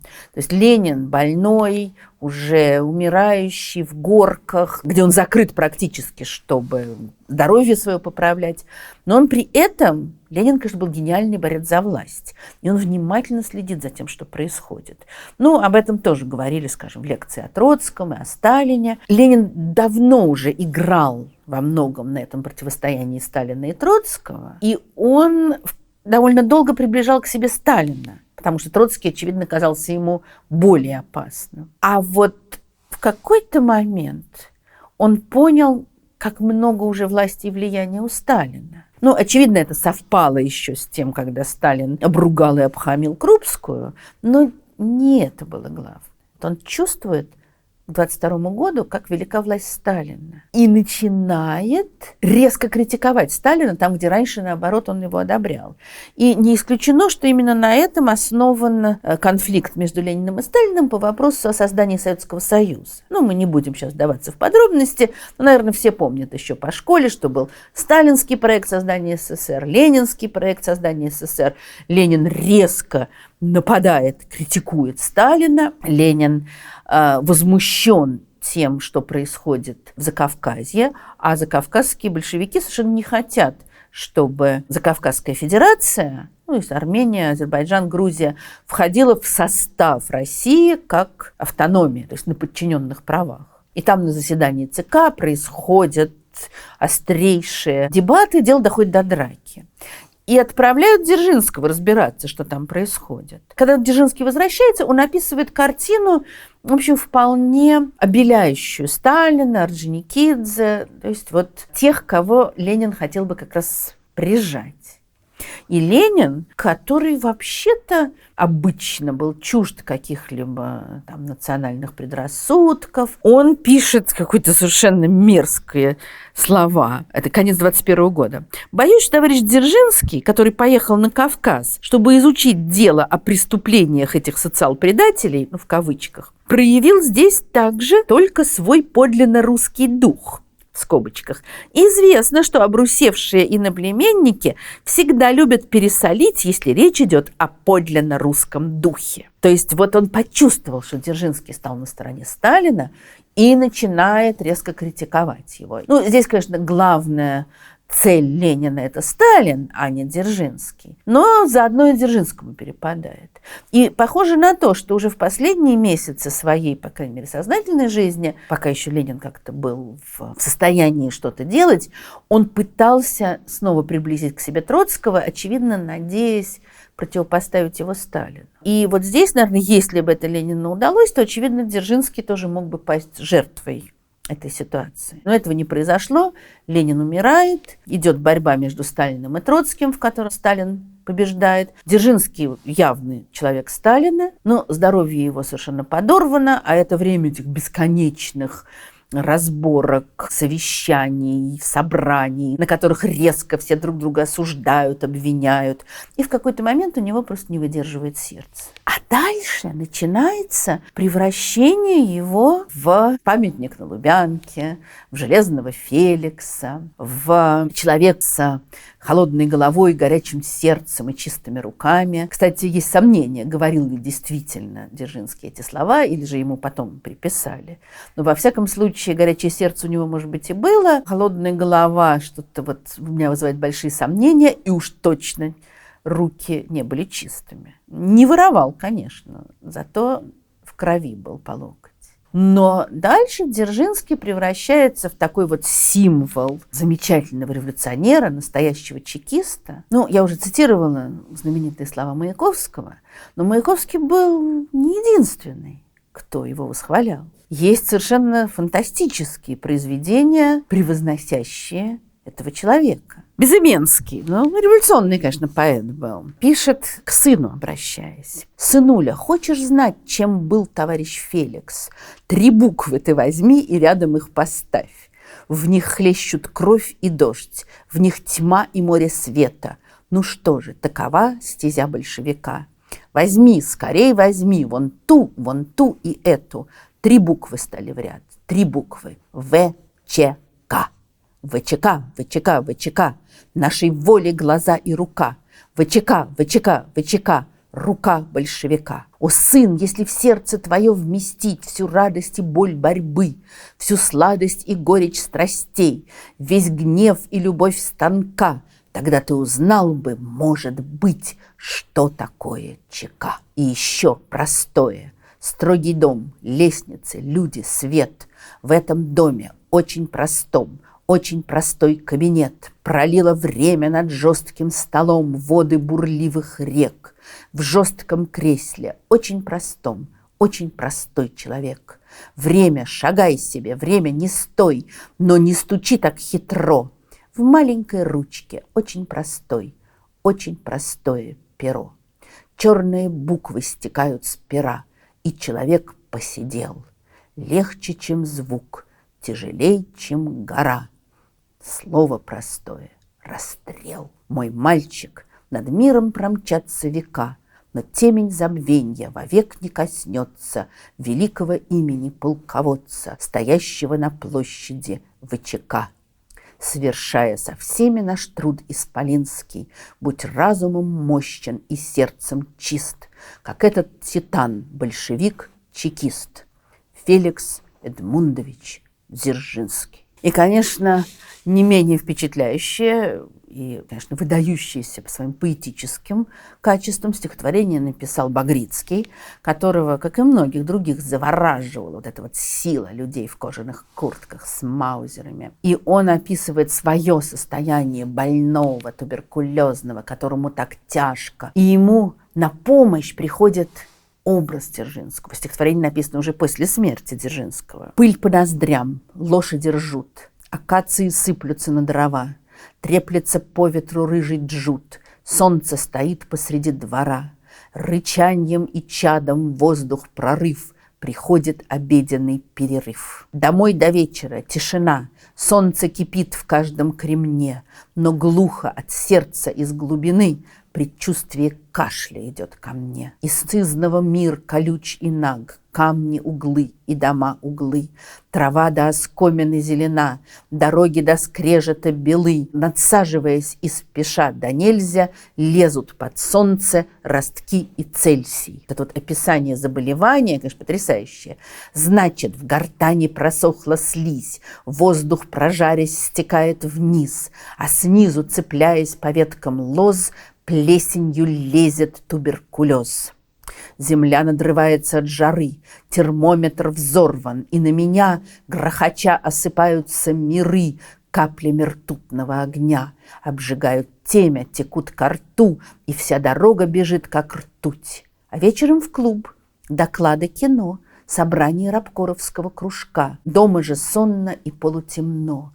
О, скромная заповедь молока! Под окнами тот же скопческий вид, тот же кошачий и детский мир, который удушьем ползет в крови, который до отвращения мил, чадом которого ноздри, рот, бронхи и легкие, все полно, которому голосом сковород напоминать о себе дано. Напоминать: подремли, пока правильно в мире, усни, сынок. Тягостно коченеет рука, жилка колотится о висок. Значит, упорней бронхи сосуд, воздух по капле в каждый сосуд. Значит, на ткани полезла ржа, значит, озноб, духота, жар. Жилка колотится у виска, судорожно дрожит у век, будто постукивает слегка остроугольный палец в дверь. Надо открыть, в конце концов. И вот дальше начинается видение. «Войдите». И он идет сюда. Остроугольное лицо, остроугольная борода. Прямо с простенка, не он ли, не он, выплыл из воспаленных знамен, выпитив бороду, щурясь слегка, едким глазом из-под козырька. Я говорю ему: вы ко мне, Феликс Эдмундович? Я нездоров. Солнце спускается по стене, кошкам на ужин в помойный ров заря разливает компотный сок. Идет знаменитая тишина. И вот над уборной из досок вылазит неприбранная луна. Нет, я попросту потолковать, и опускается на кровать. Как бы продолжая давнишний спор, он говорит: под окошком двор в колючих кошках, в мертвой траве. Не разберешься, который век, а век поджидает на мостовой, сосредоточен, как часовой. Иди и не бойся с ним рядом встать, твое одиночество веку подстать. Оглянешься, а вокруг враги, руки протянешь, и нет друзей. И дальше знаменитые слова. Но если он скажет «солги», солги. Но если он скажет «убей», убей. Я тоже почувствовал тяжкий груз, опущенный на плечо руки. Подстриженный по-солдатски ус касался тоже моей щеки. И стол мой раскидывался, как страна, в крови, в чернилах квадрат сукна. Ржавчина перьев, бумаги клок, все друга и недруга стерегло. Враги приходили, на тот же стул садились и рушились в пустоту. Их нежные кости сосала грязь, над ними захлопывались рвы. И подпись на приговоре велась струей из простреленной головы. Мать революция, нелегка трехгранная откровенность штыка. Он вздыбился из гущины кровей, матерый желудочный быт земли. Трави его трактором, песней бей, лопатой взнуздай, киркой проколи. Он вздыбился над головой твоей, прими на рогатину и повали. Да будет почетной участь твоя, умри, побеждая, как умер я. Смолкает, жилка о висок, глуше и осторожней бьет. Значит, из пор, как студеный сок, медленный проступает пот. И ветер в лицо, как вода из ведра, как вестник победы, как снег, как стынь. Луна лейкоцитом над кругом двора, звезды круглы и круглы кусты. Скатываются 9 часов в огромную бочку возле окна. Я выхожу, за спиной засов защелкивается, и тишина. Земля, наплывающая из мглы, легла, как неструганная доска, готовая к легкой пляске пилы, к тяжелой походке молотка. И я ухожу, а вокруг темно, в клуб, где нынче доклад и кино. Собрание рабкоровского кружка.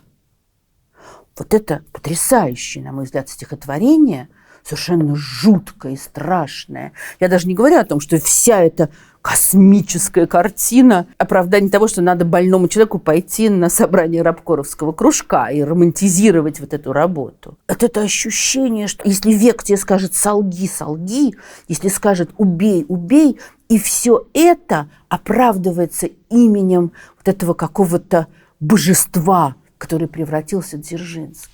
То, что Дзержинский стал героем детских книжек, картин, фильмов, что он сохраняется на огромном количестве портретов. Вообще-то это все очень страшно. Потому что, каким бы он ни был, у меня ощущение, с чего я, собственно, начала, что он не был никаким жутким садистом, получавшим наслаждение от убийств и пыток, каким его часто пытались представить, скажем, в эмиграции. Он был человеком безумно, фанатически преданным идее революции и готовым совершать ради нее ужасающие вещи. Его можно пожалеть, его можно бояться. Может быть, даже можно испытывать к нему, там, я не знаю, уважение. Но давайте все-таки не будем его романтизировать. И очень хочется надеяться, что памятник Дзержинскому не вернется на Лубянскую площадь. Спасибо всем, благодаря кому была записана эта лекция. Спасибо нашим спонсорам на YouTube, нашим патронам на Патреоне. Спасибо тем, кто переводит нам деньги через платформу Boosty. Без вас мы бы ничего не смогли записать. Надеюсь, вы не забыли поставить лайк. Надеюсь, вы не забыли подписаться на наш канал. А если вы уже подписаны, то вы не забыли кликнуть на колокольчик, чтобы вам приходили сообщения о наших новых выпусках. Ну и, конечно же, интересно узнать, что вы думаете о Дзержинском. Каким он вам представляется. Жду ваших комментариев. Счастливо!